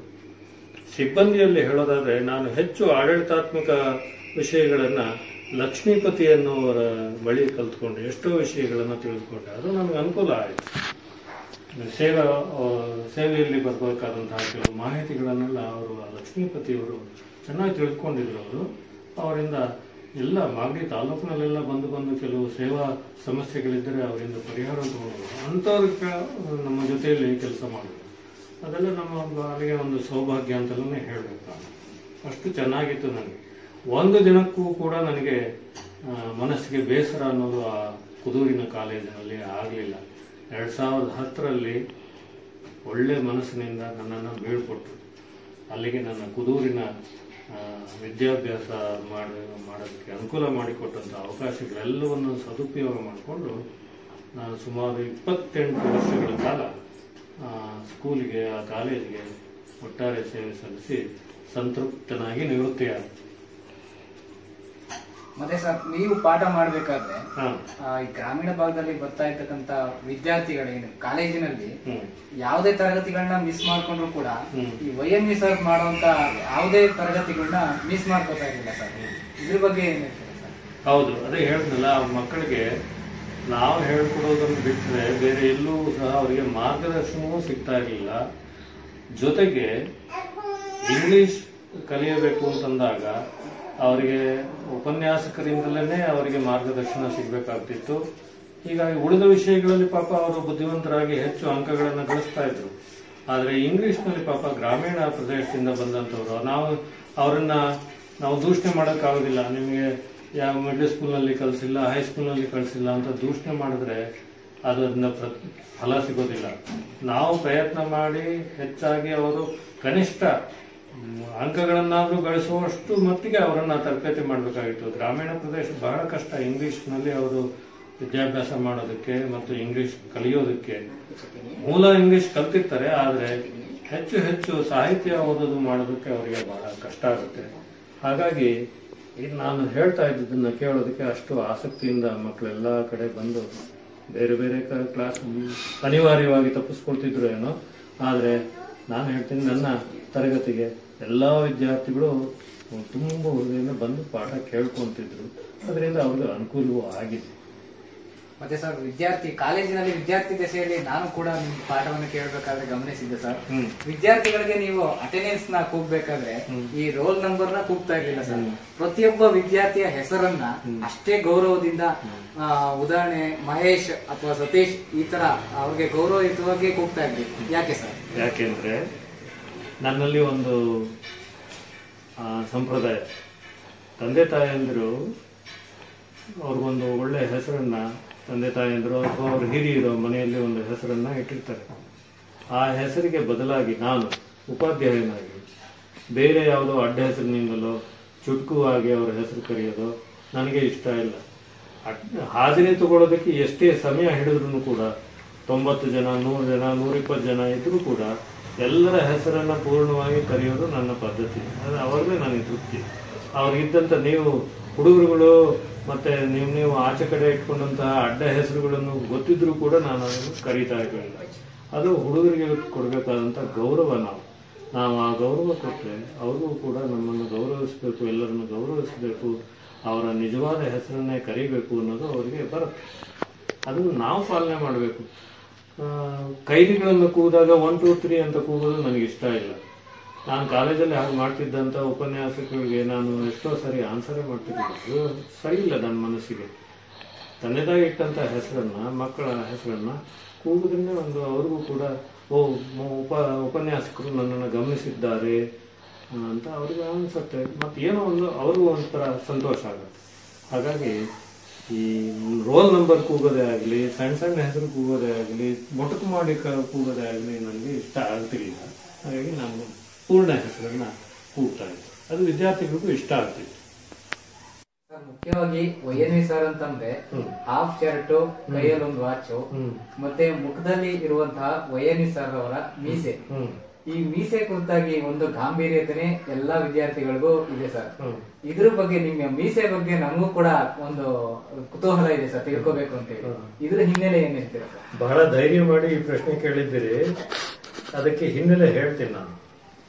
ನಾನು ಫಸ್ಟ್ ಇಯರ್ BSc ಓದ್ತಾ ಇರ್ಬೇಕಾದಾಗ ಲಕ್ಷ್ಮೀನಾರಾಯಣ್ ಎಂಬ ಒಬ್ಬ ವಿದ್ಯಾರ್ಥಿಯ ಪರಿಚಯ ಆಗಿ, ಆತ ಗರಡಿ ಮನೆಯಲ್ಲಿ ಅಂಗಸಾಧನೆ ಮಾಡ್ತಿದ್ದಂತಹ ವಿದ್ಯಾರ್ಥಿ, ಸಣ್ಣಗೆ ಇದ್ದಂತಹ ವಿದ್ಯಾರ್ಥಿ.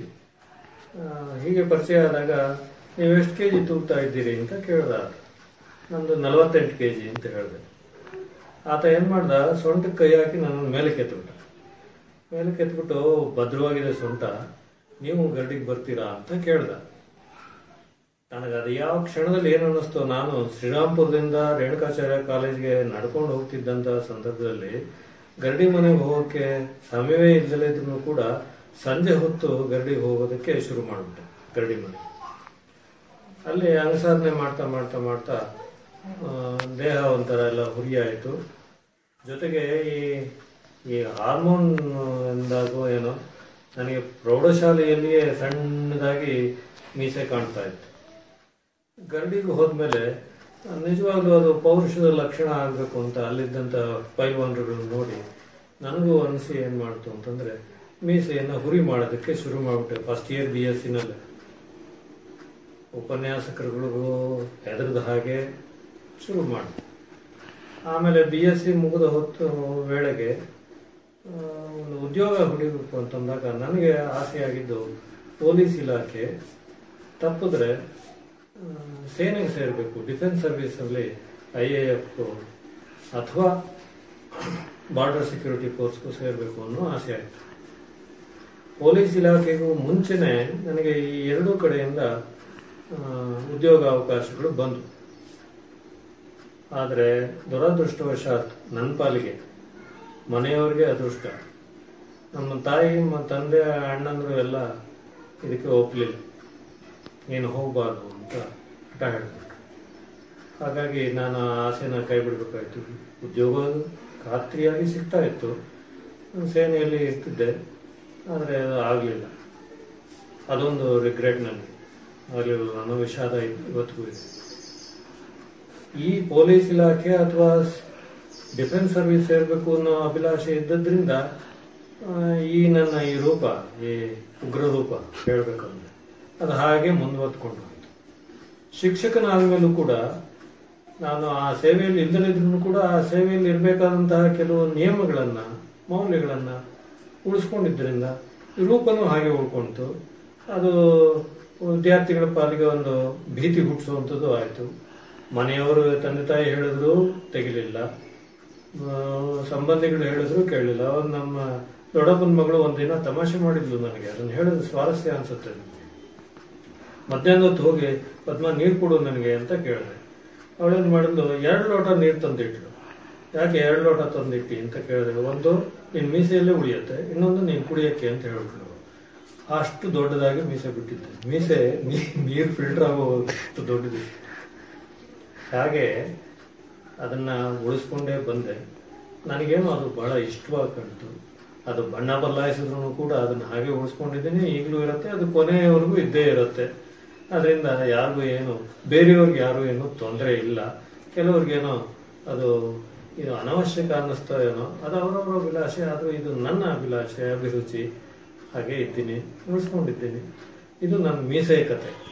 ಸರ್, ನಿಮ್ಮ ವೈವಾಹಿಕ ಜೀವನದ ಬಗ್ಗೆ ಹಾಗೂ ನಿಮ್ಮ ಧರ್ಮಪತ್ನಿಯವರ ಬಗ್ಗೆ ನಮಗೆ ಹಾಗೂ ವೀಕ್ಷಕರಿಗೆ ಮಾಹಿತಿಯನ್ನು ತಿಳಿಸಿ ಸರ್. ಪ್ರಗತಿ ಇದೆಯಾ? ಇದೆ ಸರ್, ಖಂಡಿತವಾಗ್ಲೂ ಇದೆ ಸರ್. ಈಕೆ ನನ್ನ ಧರ್ಮಪತ್ನಿ ಕಮಲಾ. ಆಗಸ್ಟ್ ಫೆಬ್ರವರಿ 22, 1985ನೇ ಇಸ್ವಿಯಲ್ಲಿ ನಮ್ಮ ವಿವಾಹ ಗೋವಿಂದರಾಜಪಟ್ಟಣದಲ್ಲೇ ಆಯಿತು. ತಿರುಪತಿ ಗೋವಿಂದರಾಜಪಟ್ಟಣದಲ್ಲಿ. ಪಾಪ ಮನೆಯವರೆಲ್ಲ ಇವರನ್ನ ರಂಗಿಣಿ ಅಂತ ಹೆಸರಿಟ್ಟು ಗಿಣಿ ಅಂತ ಕರೆಯೋರು. ಹಾಗೆ ಸಾಕಿ ಈಗ ನನ್ನ ಕೈ ಕೊಟ್ಟಿದ್ದಾರೆ, ಗಿಣಿಯನ್ನು ಸಾಕಿ. ಎಂಥ ಕೈ ಕೊಟ್ಟಿದ್ದಾರೆ ಗೊತ್ತಲ್ಲ. ನನಗೆ ಒಬ್ಬನೇ ಒಬ್ಬ ಮಗ, YBM ರಾಕೇಶ್ ಅಂತ ಇದ್ದಾನೆ. ಮುರಳಿ ಅಂತ ನಾವು ಅವನನ್ನು ಕರಿತಾ ಇದ್ದೀವಿ. ಸೊಸೆ ಮಗಳು ದಿವ್ಯಾ ಅಂತ. ಇವ್ರ ಮೊಮ್ಮಗ, ಇವನಿಗೆ 2 ಹೆಸರಿಟ್ಕೊಂಡು, ವಿಶ್ವತ್ ಅಂತ ಒಂದು, ಶ್ರೀನಿಧಿ ಅಂತ. ನಮ್ಮದು ಇಷ್ಟು ಸುಖಿ ಸಂಸಾರ, ಚಿಕ್ಕದು ಚೊಕ್ಕದು. ಮಗ ಎಲೈಲ್ ಇಲ್ಲಿ ಅನ್ನೋ ಫಾರ್ಮಾ ಕಂಪ್ನಿಯಲ್ಲಿ ಅಸೋಸಿಯೇಟ್ ಡೈರೆಕ್ಟರ್ ಆಗಿ ಕೆಲಸ ಮಾಡ್ತಾ ಇದ್ದಾನೆ. ಸದ್ಯಕ್ಕೆ ಸೊಸೆ ಮಗಳು ಇನ್ನು ಟೀಚಿಂಗ್ ಹೋಗಬೇಕಾಗಿದೆ. ಮಗು ದೊಡ್ಡದಾದ ನಂತರ ಅವರು ಟೀಚಿಂಗ್ ಪ್ರೊಫೆಷನ್ ಮುಂದುವರಿಸ್ತಾರೆ. ನಾವಿಲ್ಲಿ ಇಷ್ಟು ಜನ ನೆಮ್ಮದಿಯಿಂದ ಸುಖವಾಗಿದ್ದೀವಿ. ಇದು ನಮ್ಮ ಚಿಕ್ಕ ಸಂಸಾರ. ಸರ್, ಕಾರ್ಯಕ್ರಮಕ್ಕೆ ಸ್ವಾಗತ. ವೈಎನ್ವಿ ಸರ್ ಅವರ ಮಗನಾಗಿ ಹಾಗೂ ವೈಎನ್ವಿ ಸರ್ ಬಗ್ಗೆ ನೀವು ಏನು ಹೇಳಲಿಕ್ಕೆ ಇಷ್ಟಪಡ್ತೀರಾ ಸರ್? ನಾನು ಹುಡುಗ ಇದ್ದಾಗಿಂದ ತುಂಬ ಕೇಳಿದ್ದೆ ಜಾಸ್ತಿ, ನಮ್ಮ ಅಪ್ಪನಕ್ಕಿಂತ ನೋಡಿದ್ಕಿನ್ನ. ಬಟ್ ಐ ಆಮ್ ಬ್ಲೆಸ್ಡ್ ಅಷ್ಟೇ. I have to such a great parents. ತುಂಬ ಕೇಳಿ ಖುಷಿ ಆಗುತ್ತೆ. ನಮ್ಮಪ್ಪ ಹೇಳ್ತಿರ್ತಾರೆ ಯಾವಾಗಲೂ, ಇದು ನೋಬ್ಲೆಸ್ ಜಾಬ್ ನನಗೆ ಟೀಚಿಂಗು. ಅದಾದ್ರಿಂದ ನನಗೆ ಇಷ್ಟೊಂದು ಜನ ಫಾಲೋವರ್ಸ್ ಇದ್ದಾರೆ, ನನಗೆ ಅಷ್ಟೊಂದು ಸ್ಟೂಡೆಂಟ್ಸ್ ಇದ್ದಾರೆ. ಇದಕ್ಕಿಂತ ಬಿಯಾಂಡ್ ನನಗೆ ಯಾವುದೂ ಕೆಲಸ ಸ್ಯಾಟಿಸ್ಫ್ಯಾಕ್ಷನ್ ಕೊಡ್ತಿರಲಿಲ್ಲ ಅಂತ ಹೇಳ್ತಾರೆ. ಐ ಡೋಂಟ್ ನೋ ಹೇಳಿದಾರೋ ಇಲ್ಲೋ ಗೊತ್ತಿಲ್ಲ. ಹಿ ಹ್ಯಾಸ್ ಎ ರಿಗ್ರೆಟ್, ನಾನು ಪೊಲೀಸ್ ಇದಕ್ಕೆ ಹೋಗಲಿಲ್ಲ, BSF ಮಾಡಲಿಲ್ಲ ಅನ್ನೋದೊಂದು ಹೇಳ್ತಾರೆ. ಬಟ್ ಅಲ್ಲಿಗೆ ಹೋಗಿದ್ರೆ ಇಷ್ಟು ರೆಕಗ್ನಿಷನ್ನು, ಇಷ್ಟು ಸಂತೃಪ್ತಿ ಸಿಗ್ತಿತ್ತೋ ಇಲ್ಲೋ ಗೊತ್ತಿಲ್ಲ. But yes, I am blessed having such a great parents. ತುಂಬ ಇದೆ, but I don't know where to start and where to stop. But yes, I am happy. ಮತ್ತೆ ಸರ್, ನೀವು ಕೂಡ ಕುದೂರಲ್ಲೇ ಇದ್ರಿ. ಆ ಕುದೂರಿನ ಬಗ್ಗೆ ಏನು ಹೇಳಕ್ಕೆ ಇಷ್ಟಪಡ್ತೀರಾ ಸರ್? ನಾನು ಹುಟ್ಟು ಬೆಳೆದಿದ್ದು ಕುದೂರಲ್ಲೇ, ನನ್ನ ಸ್ಕೂಲು ವ್ಯಾಸಂಗ ಆಗಿದ್ದೆಲ್ಲ ಕುದೂರಲ್ಲೇ. ನಾನು ಇವಾಗ ಈ ಪರಿಸ್ಥಿತಿಲಿ ಇದ್ದೀನಿ ಅಂದರೆ, ಒಂದು ಒಳ್ಳೆ ಕಡೆ ಕೆಲಸದಲ್ಲಿ ಇದ್ದೀನಿ ಅಂದರೆ all credit should go to Kudur and the school, especially high school. ನಮ್ಮ ಟೀಚರ್ಸು, ನಮ್ಮ ಹೈಸ್ಕೂಲಲ್ಲಿ ಇದ್ದ ಟೀಚರ್ಸು, ಮತ್ತು ಏನು ಮನೇಲಿ ಹೇಳ್ಕೊಟ್ಟಿದ್ದು ಪ್ರಾಬ್ಲಿ ಕುದೂರು ನಾನು ಯಾವತ್ತೂ ಮರೆಯೋಕ್ಕಾಗಲ್ಲ. ಅದು ನನ್ನ ನೇಟಿವ್ಕಿನ್ನ ಹೆಚ್ಚು ನನಗೆ ಕುದೂರು. ಆ್ಯಕ್ಚುಲಿ ತುಂಬ ಸಂದರ್ಭದಲ್ಲಿ ನಮ್ಮ ಅಪ್ಪ ಹೇಳೋರು, ನಿಮ್ಮೂರು ಯಾವುದು ಅಂತ ಹೇಳಿದ್ರೆ ಕುದೂರು ಅಂತ ಹೇಳ್ತಾ ಇದ್ದೆ. ಇಲ್ಲ, ನೀನು ಎಳಗಲ್ವಾಡಿ ಹೇಳಬೇಕು ಅನ್ನೋರು. ನನಗೆ ಬರ್ತಾ ಇರಲ್ಲ, ಯಾವಾಗಲೂ ಕುದುರೆ ಬರ್ತಾ ಇತ್ತು. ಸೊ ಇಟ್ಸ್ ತುಂಬ ಹತ್ರ ನನಗೆ. ಸೊಸೆ ಅನ್ನೋದಕ್ಕಿಂತ ಮಗಳು ಅಂತಾನೆ ಹೇಳ್ಬೇಕು. ಯಾಕಂದ್ರೆ ನಮ್ಮ ಮಾವಾಗಿ ನಮ್ಮ ಮತ್ತೆ ಆಗ್ಲಿ ನಂಗೆ ತಂದೆ ತಾಯಿಗಿಂತನೂ ಹೆಚ್ಚು ಹೇಳ್ಬೇಕು ಅಂದ್ರೆ ಅವರಷ್ಟೇ ಪ್ರೀತಿ ಕೊಟ್ಟಿದ್ದಾರೆ, ಅವ್ರನ್ನ ಮರೆಸೋಷ್ಟು ಪ್ರೀತಿ ಕೊಟ್ಟಿದ್ದಾರೆ ನನಗೆ. ಹಾಗಾಗಿ ಅವರಿಂದ ಕಲಿಯೋದು ಬಹಳಷ್ಟಿದೆ ಆಕ್ಚುಲಿ. ಬರೀ ಸ್ಕೂಲಲ್ಲಿ ಮಾತ್ರ ಡಿಸಿಪ್ಲಿನ್ ಆಗ್ಲಿ, ಟೈಮ್ ಮೇಂಟೈನ್ ಮಾಡೋದಾಗ್ಲಿ, ಇಂಥದ್ದು ಯಾವುದೇ ವಿಚಾರ ಆಗ್ಲಿ ಬರೀ ಸ್ಕೂಲ್ ಆಗ್ಲಿ ಇದಾಗ್ಲಿ ನಾನು ನೋಡಿಲ್ಲ, ಪರ್ಸನಲಿ ನಾನು ನೋಡಿಲ್ಲ. ಬಟ್ ಮನೆಯಲ್ಲೂ ಹಾಗೆ ಇದೆ. ಹಾಗಾಗಿ ಅವ್ರನ್ನ ನೋಡಿ ಕಲಿಯುವಂಥದ್ದು ಬಹಳಷ್ಟಿದೆ. ಸೊ ದಿನ ಕಲಿತಾ ಇರ್ತೀವಿ. ನಮ್ಗೊಂದೊಂದು ಒಳ್ಳೆ ಆಪರ್ಚುನಿಟಿ ಹೇಳ್ಬೇಕಂದ್ರೆ. ಒಂದು ಇನ್ಸಿಡೆಂಟ್ ಹೇಳಕ್ ಇಷ್ಟಪಡ್ತೀನಿ ನಾನು. ಪ್ರತಿ ವರ್ಷ ನನ್ನ ಮದುವೆ ಆಗಿ ಬಂದಾಗ್ಲಿಂದನೂ ಗೌರಿ ಹಬ್ಬಕ್ಕೆ ಸಾಮಾನ್ಯ ತಂದೆ ತಾಯಿ ತವ್ರ ಮನೆಯಿಂದ ಉಡುಗೊರೆ ಆಗ್ಲಿ ಅಥವಾ ಕಾಣ್ಗಿದ ಒಂದು ದುಡ್ಡು ಕೊಡೋದಾಗ್ಲಿ, ಅರ್ಶಂಗಮಕ್ಕೆ ಅಂತ ಅಂದ್ಬಿಟ್ಟು ಸಾಮಾನ್ಯ ಅದೆಲ್ಲ ಇದ್ ಮಾಡ್ತಾರೆ. ಆದ್ರೆ ನಮ್ಮನೇಲಿ ಹೇಗೆ ಅಂತ ನಮ್ಮ ತಂದೆ ತಾಯಿನೂ ಕಳಿಸ್ತಾರೆ, ಜೊತೆಗೆ ನಮ್ಮ ಮಾವನವರು ಫಸ್ಟ್ ಕೊಡ್ತಾರೆ ನನಗೆ. ಅವ್ರು ನನ್ನ ಸೊಸೆ ಅಂತ ಯಾವತ್ತೂ ನೋಡಿಲ್ಲ. ಸೊ ನನ್ನ ಯಾವಾಗಲೂ ಮಗಳು ಅಂತಾನೆ ನನ್ನ ಟ್ರೀಟ್ ಮಾಡಿದ್ದಾರೆ. ಸೊ ಹಾಗಾಗಿ ಆ ಭೇದ ಭಾವ ಯಾವುದೂ ಇಲ್ಲ ನಮ್ಮ ಮನೆಯಲ್ಲಿ. ಸೊ ಅದೊಂದು ಪ್ರತಿ ವರ್ಷ ನಮ್ಗೆ ತುಂಬಾ ಸಂತೋಷ ಕೊಡುತ್ತೆ ನಮ್ಗೆ. ಅದನ್ನ ಹೇಳಕ್ ಇಷ್ಟಪಡ್ತೀನಿ. ಮೇಡಮ್, ಕಾರ್ಯಕ್ರಮಕ್ಕೆ ಸ್ವಾಗತ. YNV ಸರ್ ಅವರ ಧರ್ಮಪತ್ನಿಯಾಗಿ ನೀವು ಇಷ್ಟು ವರ್ಷ ಹೇಗೆ ಅವರ ಜೊತೆ ಜೀವನವನ್ನ ಸಂಭಾಳಿಸಿದ್ದೀರಾ, ಹಾಗೂ ನಿಮ್ಮ ಜೀವನದಲ್ಲಾಗಿರುವಂತಹ ಅತ್ಯಮೂಲ್ಯವಾದ ಅನುಭವವನ್ನ, ಘಟನೆಗಳನ್ನ ನಮ್ಮ ವೀಕ್ಷಕರ ಜೊತೆ ಹಾಗೂ ಕುದೂರು ನ್ಯೂಸ್ ಜೊತೆ ಹಂಚಿಕೊಳ್ಳಿ ಅಂತ ಕೇಳ್ತಾ ಇದ್ದೀನಿ ಮೇಡಮ್. ಅಲ್ಲ, ಅವರಿಂದ ಶಿಸ್ತು ಸಮಯ ಬಂದಿದೆ, ಬಟ್ ಅವ್ರಿಗೆ ಸಿಟ್ಟು ಜಾಸ್ತಿ, ನನಗೆ ಸ್ವಲ್ಪ ಪೇಷನ್ಸ್ ಜಾಸ್ತಿ. ಅವರು ನನಗೆ ಪೇಷನ್ಸ್ ಉಂಟು. ಅದು ನಮ್ಮ ಜೊತೆ ನಡ್ಕೊಂಡು ಹೋಗ್ತಾ ಇದ್ದಾರೆ. ಅದು ಮತ್ತು ಇವನ್ ನನಗೆ ಟೀಚರಾಗಿ ಸೇರ್ಕೊಳಕ್ಕೂ ಅವರೇ ಕೊಟ್ಟರು. ಅಲ್ಲಿ ಹೋಗಿ ಸೇರ್ಕೊ, ಕುದೂರಲ್ಲಿರುತ್ತೆ ನಡಿ ನೀನು ನೋಡಿ ಮಾಡ್ಕೊ ಅಂತಾರೆ. ಅದು ಒಂದು ಅನುಮತಿ ಕೊಟ್ಟರು. ಅದೊಂದು ನನಗೆ ಅನುಕೂಲ ಆಯಿತು. ಕುದೂರಲ್ಲಿ ಒಂದು 15 ವರ್ಷ ನನಗೊಂದು ಎಕ್ಸ್ಪೀರಿಯನ್ಸ್ ಆಯಿತು. ಮಕ್ಕಳ ಜೊತೆ ಕಾಂಟ್ಯಾಕ್ಟ್ ಬೆಳೀತು. ಆಯ್ತು, ಇಲ್ಲೇ ಕಷ್ಟ ಆಗಿರೋದು ಅದು ನನಗೆ ಬಹಳ ಇಷ್ಟದು. ಮೇಡಮ್, ನೀವು ಮದುವೆಯಾದ ನಂತರದ ದಿನಗಳಲ್ಲಿ ಸರ್ ಜೊತೆ ನೀವು ಹೋದಂತಹ ಸ್ಥಳಗಳಾದ್ರೂ ಯಾವ್ದಾದ್ರು ಮೇಡಮ್? ಶಿವಗಂಗೆ ಬೆಟ್ಟ ಹತ್ತಿದ್ದು, ಆಮೇಲೆ ಸುಗ್ನಳ್ಳಿ ನರಸಿಂಹ ನೋಡ್ಕೊಂಡು ಬಂದಿದ್ದು, ಆಮೇಲೆ ಮಾಮೂಲು ಇವರ ಅತ್ತೆ ಮನೆಗೆ ಹೋಗಿ ಬರ್ತಾ ಇದ್ವಿ. ಇಲ್ಲಿ ನಮ್ಮ ತಾಯಿ ಮನೆಗೆ ಅದು ಹೋಗಿ ಬರ್ತಾ ಇದ್ವಿ. ಶನಿವಾರ ಭಾನುವಾರ ಅದೊಂದೇ ನಮಗೆ ಎಂಟರ್ಟೈನ್ಮೆಂಟು, ಹೋಗಿ ಹೋಗಿ ಬರೋದಾಗ್ತದೆ. ಬ್ರಾಹ್ಮಣರ ಸಂಘದಿಂದ ಪ್ರವಾಸ ಮಾಡಿದ್ ಮಾರ್ತಿಯಲ್ಲ? ಹೌದು, ಅದು ಒಟ್ಟಿಗೆ ಟೂರ್ ಹೋಗಿದ್ದು. ಬ್ರಾಹ್ಮಣ ಸಂಘದ ಒಂದು ಬಸ್ ಮಾಡಿದ್ರು. ಯಾವ ಕಡೆ ಹೋಗಿದ್ರಿ ಮೇಡಮ್? ನಾವು ಇದು ಉಡುಪಿ, ಮತ್ತೆ ಧರ್ಮಸ್ಥಳ, ಹೊರನಾಡು ಅಲ್ಲೆಲ್ಲ ಹೋಗಿ. ಮೇಡಮ್, ನಿಮ್ಮ ಜೀವನದಲ್ಲಿನ ಸಂತೋಷವಾದ ಸುಂದರ ಕ್ಷಣಗಳು ಹಾಗೂ ದುಃಖಕರವಾದಂತಹ ಸಂಗತಿಗಳು ಯಾವ್ಯಾವುದು ಮೇಡಮ್? ಸಂತೋಷ ಅಂತಂದ್ರೆ ಅವರು ಮನಸ್ಸು ಮಾಡಿ MA ಮಾಡಿದ್ರು. ಇನ್ನು ಸ್ಟಾರ್ಟಿಂಗ್ ಮದುವೆ ಆಗಿನ ಒಂದು ವರ್ಷ 2 ವರ್ಷ ಆಗಿದ್ದಷ್ಟೇ. ಅವನ ಮಗು ಬೇರೆ ಇತ್ತು. ಅಂಥದ್ರಲ್ಲಿ ದಿನ ಬೆಂಗಳೂರು ಟ್ರಾವೆಲ್ ಮಾಡಿ ಶನಿವಾರ ಭಾನುವಾರ ಕ್ಲಾಸ್ ಅಟೆಂಡ್ ಮಾಡಿಕೊಂಡು ಮತ್ತೆ ಇಲ್ಲಿ ಸ್ಕೂಲ್ ಅಟೆಂಡ್ ಮಾಡಿಕೊಂಡು MA ಮುಗಿಸಿದ್ರೆ ನಂಗೆ ಅದು ಬಹಳ ಖುಷಿ ತಂತು. ಮತ್ತೆ ದುಃಖಕರವಾದ ಯಾವ್ದನ್ನ ವಿಷಯ ಇದೆಯಾ ಮೇಡಮ್? ದುಃಖಕರ ಅಂದ್ರೆ ನಾವೆಲ್ಲೂ ಟ್ರಾವೆಲ್ ಮಾಡಲೇ ಇಲ್ಲಲ್ಲ ಅಂತ. ಇಬ್ರು ಎಲ್ಲೂ ಹೋಗಿಲ್ಲ, ಎಲ್ಲ ಜೊತೆಲಿ ಹೋಗಿರೋದೇ, ಎಲ್ಲ ಫ್ಯಾಮಿಲಿ ಜೊತೆ ಹೋಗಿದ್ದೆ. ಅದೊಂದೇ ದುಃಖ ಅಂತ ಹೇಳ್ಬೇಕಷ್ಟೆ. ಒಟ್ಟಾರೆ ಮೇಡಮ್, YNV ಸರ್ ಅವರ ಜೊತೆ ನಿಮ್ಮ ದಾಂಪತ್ಯ ಜೀವನ ಹೇಗಿದೆ? ಖುಷಿ ತಂದಿದೆ ಮೇಡಮ್? ಖುಷಿ ತಂದಿದೆ.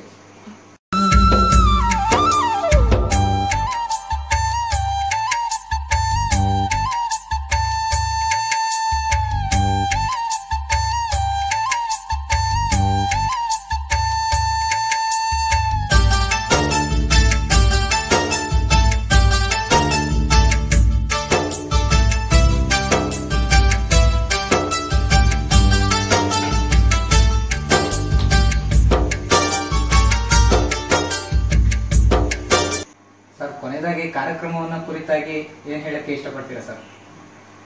ನನಗೆ ಈ ಸ್ಪರ್ಧಾತ್ಮಕ ಯುಗದಲ್ಲಿ ಸೋಷಿಯಲ್ ಮೀಡಿಯಾಗಳು ಥ್ರೈವ್ ಆಗೋದು ಬಹಳ ಕಷ್ಟ ಇದೆ. ವಸ್ತುನಿಷ್ಠವಾಗಿ ನಿಷ್ಪಕ್ಷಪಾತವಾಗಿ ಯಾವ್ಯಾವ ಕಾರ್ಯಕ್ರಮಗಳನ್ನು ಬಿತ್ತರ ಮಾಡ್ತಾರೋ ಮತ್ತು ಸಮಾಜದಲ್ಲಿ ಅಂಕುಡೊಂಕುಗಳನ್ನು ತಿದ್ದೋದಕ್ಕೆ ಯಾರ್ಯಾರು ಪ್ರಾಮಾಣಿಕ ಪ್ರಯತ್ನ ಮಾಡ್ತಾರೋ ಅದರಿಂದ ಫಲಶ್ರುತಿ ಸಿಕ್ಕಂಥ ಸಂದರ್ಭದಲ್ಲಿ ಅದು ಯಶಸ್ವಿಯಾದ ಚಾನಲ್ ಆಗಿ ಮುಂದುವರಿಯುತ್ತೆ. ನಾನು ನಿಮಗೆ ಹಾರೈಸೋದಿಷ್ಟೇ, ಎಲ್ಲೋ ಇದ್ದ ನನ್ನನ್ನು ಬಹಳ ವರ್ಷಗಳ ನಂತರ ಬಂದು ಅಭಿಮಾನದಿಂದ ಪರಿಚಯ ಮಾಡಿಕೊಂಡು ನಿಮ್ಮ ಚಾನಲಲ್ಲಿ ಪ್ರಸಾರ ಮಾಡ್ತೀರಿ ಅಂತ ಕೇಳಿದ್ದಕ್ಕಾಗಿ ನಾನು ನಿಮ್ಮ ಚಾನಲ್ಗೆ ಧನ್ಯವಾದ ಹೇಳ್ತೇನೆ. ಹಾಗೆಯೇ ನಿಮ್ಮ ಚಾನಲ್ ನಂಬರ್ 1 ಚಾನಲ್ ಆಗಿ ಯಶಸ್ವಿ ಆಗಲಿ ಅಂತ ನನ್ನ ತುಂಬ ಹೃದಯದ ಹಾರೈಕೆ. ಧನ್ಯವಾದ. ಸವಿ ಸವಿ ನೆನಪು ಸವಿ ಸವಿ ನೆನಪು ಸಾವಿರ ನೆನಪು, ಸವಿ ಸವಿ ನೆನಪು ಸವಿ ಸವಿ ನೆನಪು ಸಾವಿರ ನೆನಪು.